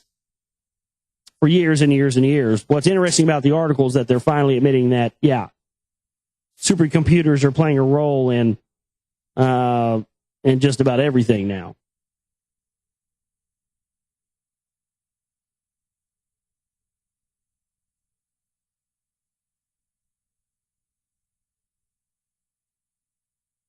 Zapping the brain with magnets makes it impossible to lie, claim scientists.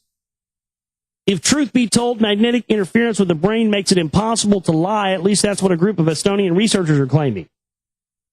They found that when magnets were applied to either the right or the left side of the dorsolateral prefrontal cortex, found directly behind your forehead, it made you lie or tell the truth depending on which side is stimulated. I mean, yeah. And you can also control people's minds and brains using electromagnetic waves and certain frequencies. This is old news. This is old tech. Again, rolling out stuff on us that we've known they've had for years. That just tells you that their technology is getting better and better. Swedish man shoots down UFO. This is a knee slapper right here. And very interesting, you know. I mean, they're calling this guy a kook, but what if he's not? People, you know, I mean, very well could be a kook. I'll give you that. There's just as much of a chance this guy could be a kook, but there's also just as much chance that the guy could be telling the truth. This out of the London Telegraph. The 23-year-old man who has a history of mental illness fired 2 pistols. They want to tell you first he has a history of mental illness. You know, okay, that's fine. Was he in a home? Was he in a, treatment center at the time? No, he was at home. And, he was obviously sane enough to be able to own a firearm. But they have to tell you straight out of the gates he has a history of mental illness. Okay, man, maybe he does. But what's the story here? He fired 2 pistol shots through his apartment window before opening fire from the window at what he imagined to be were alien invaders. According to the Dale Democratan newspaper, the gunman said one shot hit a UFO, causing it to explode. A woman who was in the apartment at the time of the shooting in the central Swedish town of Hedemora called the police. Despite the presence of armed officers, it took the police several hours to convince the Swede that aliens had not earmarked him for abduction and that he was safe. The shooter, who has not been named, was later charged with illegal possession of a firearm and threatening a police officer. We do not believe that the threats voiced were anything other than the desperation of a confused person. A psychologist who examined the suspect after his arrest said he was suffering from a severe psychiatric disorder. Police are now trying to ascertain where and how the man, who also has previous convictions, managed to get a hold of a gun. Again, you know, could just be he's crazy. A lot of crazy fucking people out there. Should have been nothing. But, what if he saw something we don't have an explanation for? What if that's what mental illness, what they call mental illness actually is? What if it's actually not a mental illness? What if it's society and culture and programming that's the mental illness? And what if these are actually gifts that allow people to see into other realms of existence? I'm just saying it's a possibility. And a possibility we probably shouldn't discount until we have enough evidence to discount it, don't you think? Well, it is almost break time. We're going to come into the last segment of the broadcast tonight. We're starting tonight on the 13th tablet of the Lost Book of Enki. Before the break here, I'd like to read you tonight the synopsis of the 13th tablet, and then we'll pick up there after the break in just a few minutes. Royal cities sprout with sacred precincts for the gods. Demigods serve as kings and priests in palaces and temples. Marduk promises his royal followers an eternal afterlife. In Sumir, Inanna encourages belief in resurrection. Celestial omens and foretelling oracles gain followings. Marduk proclaims the coming age of the ram as his sign. Ningazita builds stone observatories to show otherwise. insurrections, wars, and invasions destabilize Enlilite lands. Enlilite lands are that's what they call the people who are the followers of Enlilites. The mystery emissary appears to Enlil, foretells a calamity, and instructs Enlil to select a worthy man to lead survival. Enlil chooses Ibram, scion of priestly royal family. Ibram, is that like Ibrahim,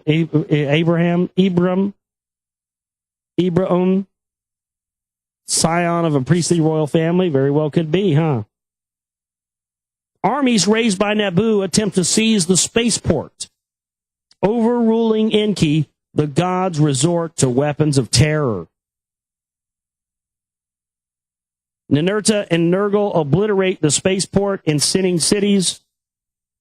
The drifting nuclear cloud brings death to all in Samir. Okay. I'm glad we wrapped the case on that one. Thank you. Because academics and scholars and people for years have been wondering, what the hell happened to the Sumerians? How come they just vanished off the face of the earth? Oh, they got nuked. Fuck. So the 13th tablet. That's where we're starting out tonight. Lost Book of Enki for you here. But right now we're going to take a break, come back, and when we come back from the break, we'll get back into reading for you. All right, back here with you on the Global Reality, right here on the Global Reality Radio Network. I'm your host, Josh Reeves. Thanks for being with us tonight. Almost getting done here with Lost Book of Enki. Again, I'm taking suggestions for books for what I should read next, kind of in the same vein as this. I want to stay in sort of the same area, so other people send me other things and sound like political books and stuff. I'm not going to read any political type books.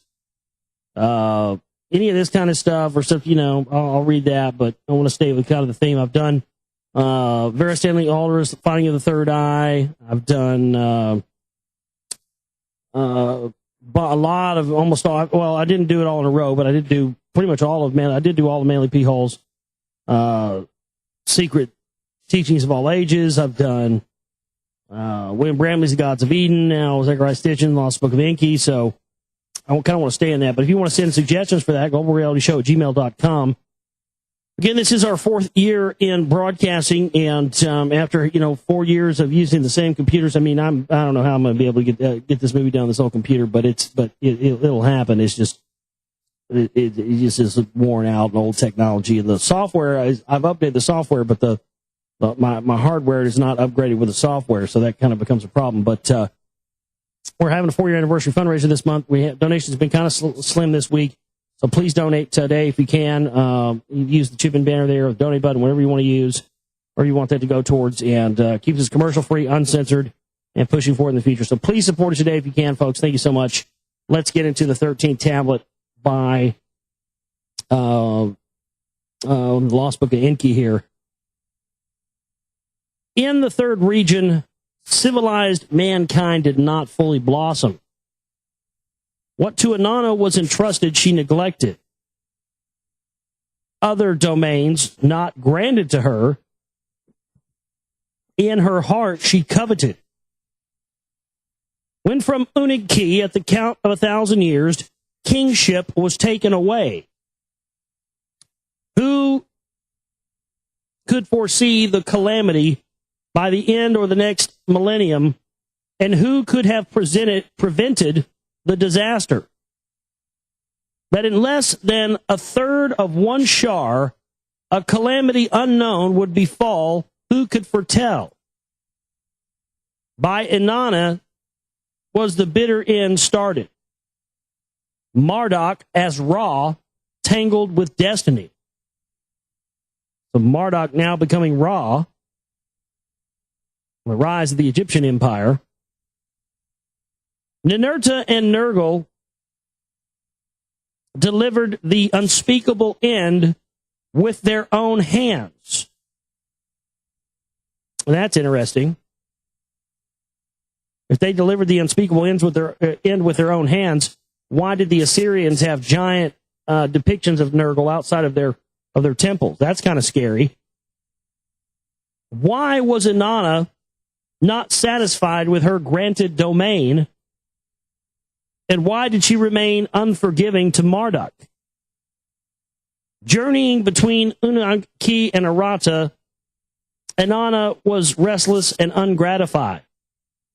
For her beloved Dumuzi she still mourned. Her love's unquenched desire remained. When she flew about in the sun rays, Dumuzi's image she saw shimmering and beckoning. In the nighttime, in dream visions, he appeared. I will return, he was saying. The glories of his domain in the lard of the land, it says lard. That's obviously a misprint because they said it was the land of the two narrows. So I'm not going to say it was the lard of the two narrows, but that's what it says here on my copy. So the lard of the two narrows. The glories of his domain in the land of the two narrows to her he was promising. In the sacred precinct of Enki, a house for nighttime pleasure she established. To this Ging Unu young heroes, on the night of their weddings, she lured with sweet words. Long life, a blissful future to them, she promised.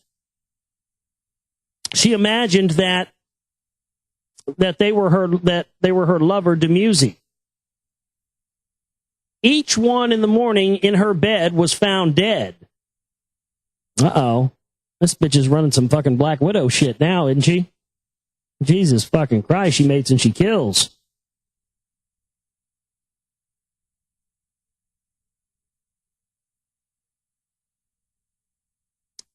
It was at that time that the hero, Banda, left for dead, returned alive to Enki. By the grace of Utu, of whose seed he was, did Banda return from the dead. A miracle, a miracle! Excited, Inanna shouted. My beloved Dumuzi came back to me. Now, wait a minute here. Back up just a second. Back up. What did we just read here? This bitch is going off talking about dreaming about Dumuzi, and this fool's coming in and visiting her in her dreams, right? She goes and lures in the Gigunu young heroes, young strapping young lads, has intercourse with them, closes her eyes and dreams she's getting pounded by Dumuzi, bangs all these guys, they all turn up dead in her bed the next day, and then the next thing you know, Dumuzi's coming back. So either one of two things are happening here. Either she's confused, and she's been hitting the wacky tobacco a little bit too hard, and she's confused and she thinks this fool is Dumuzi when he ain't, or she's sucking the life force out of people and, bringing him back to life. This is bizarre. By the grace of Utu, of whose seed he was, did Banda from the dead return. A miracle, a miracle. Excited Inanna shouted, my beloved Dumuzi has come back to me. In her abode, Banda was bathed, with a sash and a fringed cloak on him was fastened. Dumuzi, my beloved, she called him. Oh, yeah, see, she's confused. She thinks this fool is Dumuzi, and he's not. Uh-oh. To her bed with flowers bedecked, she lured him. When in the morning Banda was alive, with joy Inanna shouted. The power of not dying in my hands was placed. Immortality by me is granted. Then to call herself a goddess, Inanna decided. The power of immortality it implied. Nanar and Ningal, Inanna's parents, by her proclamation, were not pleased. Enlil and Ninurta, by Inanna's words, were disconcerted. Utu, her brother, was bemused. It is not possible to revive the dead, Enki and Anarshik said to each other. Well, see, that's funny because that's a lie. Because Enki sure knows that that's possible. That's Anunnaki technology. They have the technology to do that. But they also said that they were not going to grant that technology and that knowledge to mankind, you see. In the lands of Ki and Gi, the people praised their good fortunes. The gods are among us. Death they can abolish. So the people said to each other. On the throne of Unig-Ki, Banda, his father in Merkar, succeeded. Lugal, great man his title was. The goddess Ninsun of Enlil seed took him to be her spouse. The hero Gilgamesh was their son. On the throne of Unig-Ki, Lugal Banda followed. As the years passed and Gilgamesh grew older, of life and death to his mother Ninsun he spoke. About the death of his forebears. Though of Anunnaki descended, he wondered. Do gods die? He asked his mother. Shall I too, though 2/3 divine, as a mortal over the wall climb? So to her he said, as long as on earth you abide, the death of an earthling will overwhelm you. As long as they stay on earth, they're dead, but if they go to another planet, they can live longer. You think the elite running the show today and running all this space program stuff don't know that, folks? But if to Nibiru you shall be taken, long life therein you will attain. To take Gilgamesh aloft and journey to Nibiru, Ninsun to Utu, the commander, appealed. Endlessly, Ninsun appealed to Utu. She pleaded day after day with him. Let Gilgamesh go to the landing place. Utu in the end agreed. To guide and protect him, Narsag a double of Gilgamesh fashioned. Just like that, huh? Just like that? All right, let me make you a clone real quick to protect you. Here you go. Yeah, we got a clone machine over here. Now that's interesting because to me that's what we see depicted in the Temple of Hathor at Dendera in Egypt. These giants standing next to regular Egyptians holding these big like vessels, these big long round cylindrical objects that are creating material plane objects. They show one depicting a snake with a lotus bud coming out of it, and then it becomes the Uraeus. When you look at the relief down the line, they're showing how they can create genetic copies of anything, of any material creature. And to me, that's exactly what they're describing here. I mean, this guy just, here you go, to guide and protect you, we're fashioning you a double. Here you go, it's a double of Ninarshag. Here, take it, it's yours. Enkidu, as by Enki created, he was called. Enkidu. Enkidu. Of a womb he was not born. Blood was not in his veins. With the comrade Enkidu Gilgamesh, Enkidu traveled to the landing place with Gilgamesh. Utu oversaw his progress with oracles. At the entrance to the cedar forest, its fire-belching monster blocked their way.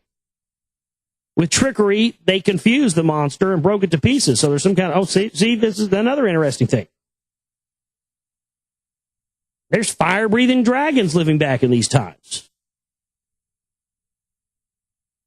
With the secret entrance to the tunnels of the Anunnaki they found, by the bull of heaven, a creature of Enlil, they were challenged with deathly snorts. So right there, again, that's what they've talked about. We've seen, this is where the stories of, things like the Pegasus and the Centaur and the Minotaur and all this stuff come from, is that not only were they doing genetic manipulations and stuff with existing humans and stuff like that, they were making all kinds of strange animals as well. And it's said that that Saddam Hussein had back engineered something like this, these crazy crab monster things, and that was what they were actually referring to when they were referring to weapons of mass destruction. Makes sense. I mean, that's right where I mean, Christ, he was getting ready to rebuild Nebuchadnezzar's palace. This is the heart of the area we're talking about right here, folks. To the gates of Unag-Ki, the monster chased them. At the city's ramparts by Enkidu, it was smitten. When Enlil heard this, he cried with agony. In the heavens of Anu, his wailing was heard. For in his heart Enlil knew well. Bad indeed was the omen. For having slain the bull of heaven, to perish in waters, Enkidu was punished. Gilgamesh, having by Ninsun and Utu been instructed of the slaying, was absolved. Still seeking the long life of Nibiru, Gilgamesh was permitted to proceed to the place of the chariots by Utu. After many adventures in the land of Tilman, he reached the fourth region. Through its subterranean tunnels, he proceeded. In a garden of precious stones, Zisudra, he met. The events of the deluge, Gilgamesh related to Zisudra. The secret of long living to Gilgamesh, he revealed. A plant in the garden's well was growing. Zisudra and his spouse said that it prevented them from getting old. Unique of all the plants on earth it was. By it, a man can regain full vigor. Man at old age is young again. That is the plant's name, Zisudra said to Gilgamesh. Man at old age is young again? Anybody know anything what that plant might be? We need to find some of that, don't we? Man at old age is young again. We need to get some more sleuths to figure that out. Anybody out there got any ideas? Figure out what fucking plant this is? Probably fucking wacky tobacco. It's probably marijuana. Man at old age is young again. Fuck yeah. Old Conjure fires up a joint. His arthritis ain't going to be hurting. That's for damn sure. This is the plant's name, Zisudra to Gilgamesh said, a gift to Enki. With Enlil's blessing on the Mount of Salvation, it was granted to us. When Zisudra and his spouse were asleep, Gilgamesh tied stones to his feet. He dived into the well, and he grasped and uprooted the plant of being young again. With the plant in his satchel through the tunnels, he hurried. To Unag-Ki he made his way. When he tired and was asleep, a snake was attracted by the plant's fragrance. The snake snatched the plant from the sleeping Gilgamesh and vanished with it. Oh, that's not symbolic, is it? He's asleep with the elixir for immortality, and the serpent rolls up and takes it. Womp, womp. Oh, no. Nothing symbolic there. Go back to sleep. Oh, my God. That's totally a metaphor for the brotherhood of the snake, the brotherhood of the serpent. Mankind is seeking to take this stuff in secret, but man himself wanted to keep this from man so he could gain total control. That about brings us up to date right there, doesn't it, Johnny? Thank you.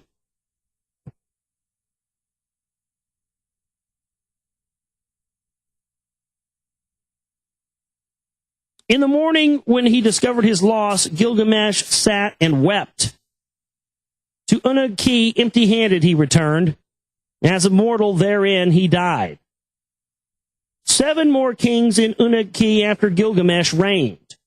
Then its kingship came to an end.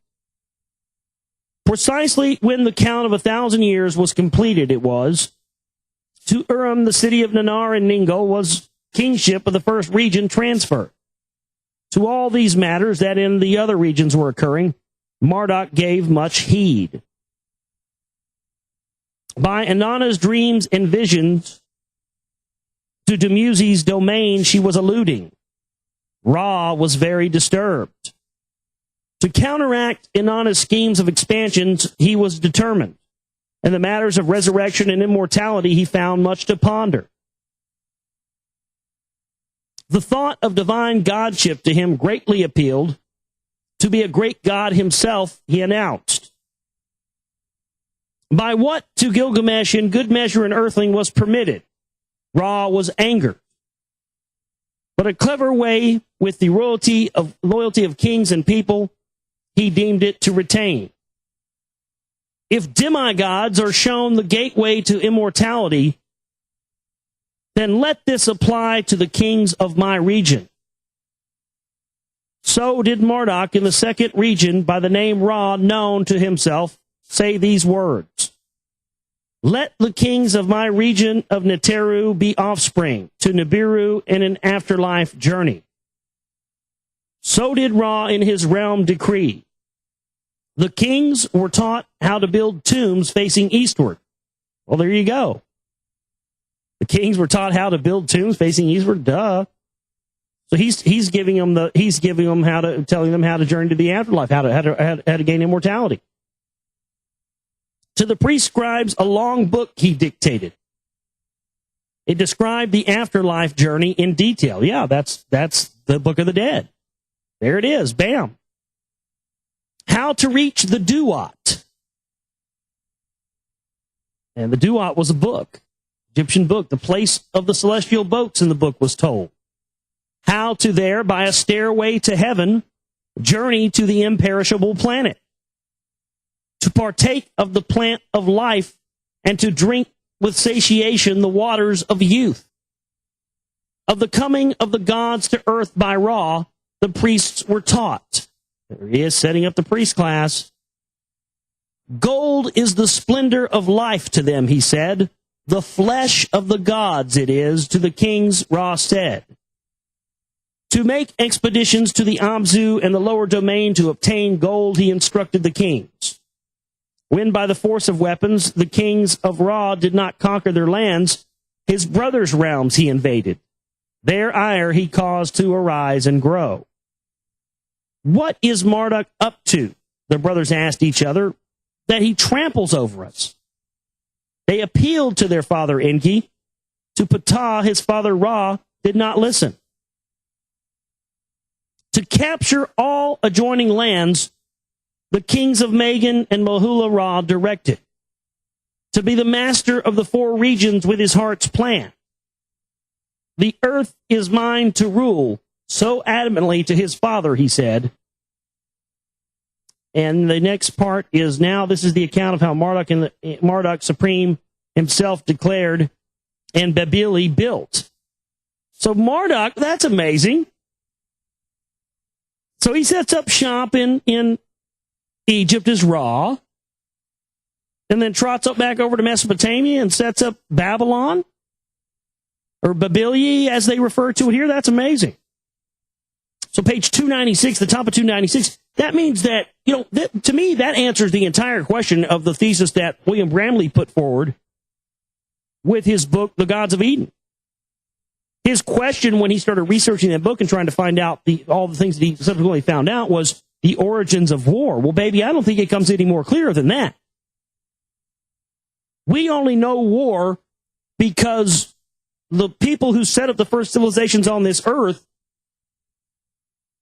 embedded war into our genetic memory and into our DNA because they were warring with each other over who was going to rule parts of the earth.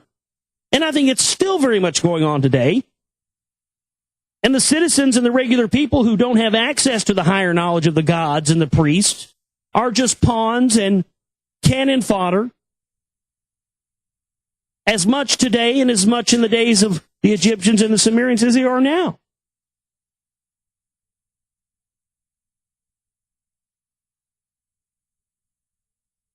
So if we now know what's been the cause of this for all these years, we can now say no more. We're not going to do that anymore. We're not going to kill each other anymore. We're not going to have wars anymore at the expense of these quote-unquote gods or wannabe gods and these bloodline people who think they're in charge now. This is the reason why the world is the way it is today and why we have the elite, the New World Order, and the Illuminati, this running stuff. It's all because of this and these people and what they brought to us here.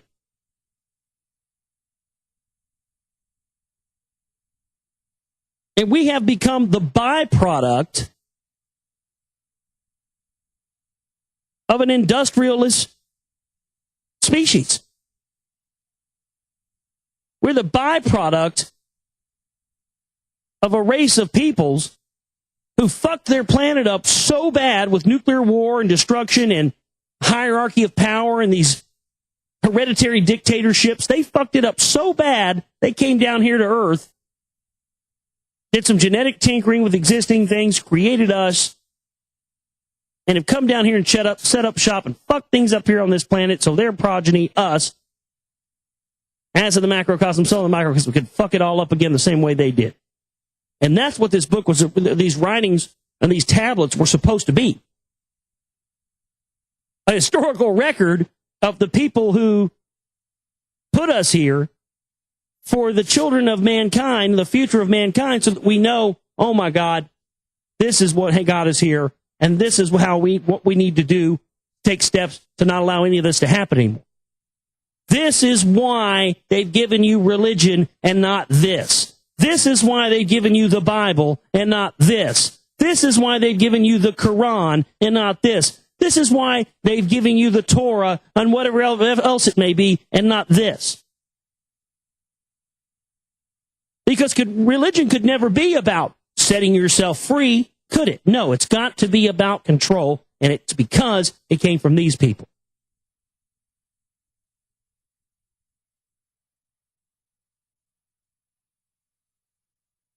I mean, this...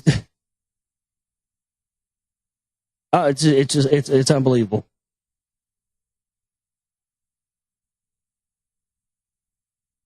Please support our work, folks. We've been slim on donations this week, and we really, really need to raise some money to get some new equipment in here in our fourth year. Everything's starting to kind of wear out and get old, and plus I have to eat, live, and survive, and I don't get into money from sponsors, and I don't have bring up here people on the show and try to sell you dick pills and powdered water stuff. If you believe what I have to say is important and the things that I have to put in films and documentaries and radio shows and everything else is important and in music, please support my work, folks, at legalreality.com. Use the chip and banner of the donate button today. My name is Josh Reeves. I love each and every one of you. We'll see you next time for the broadcast. You guys have a great one. Take care.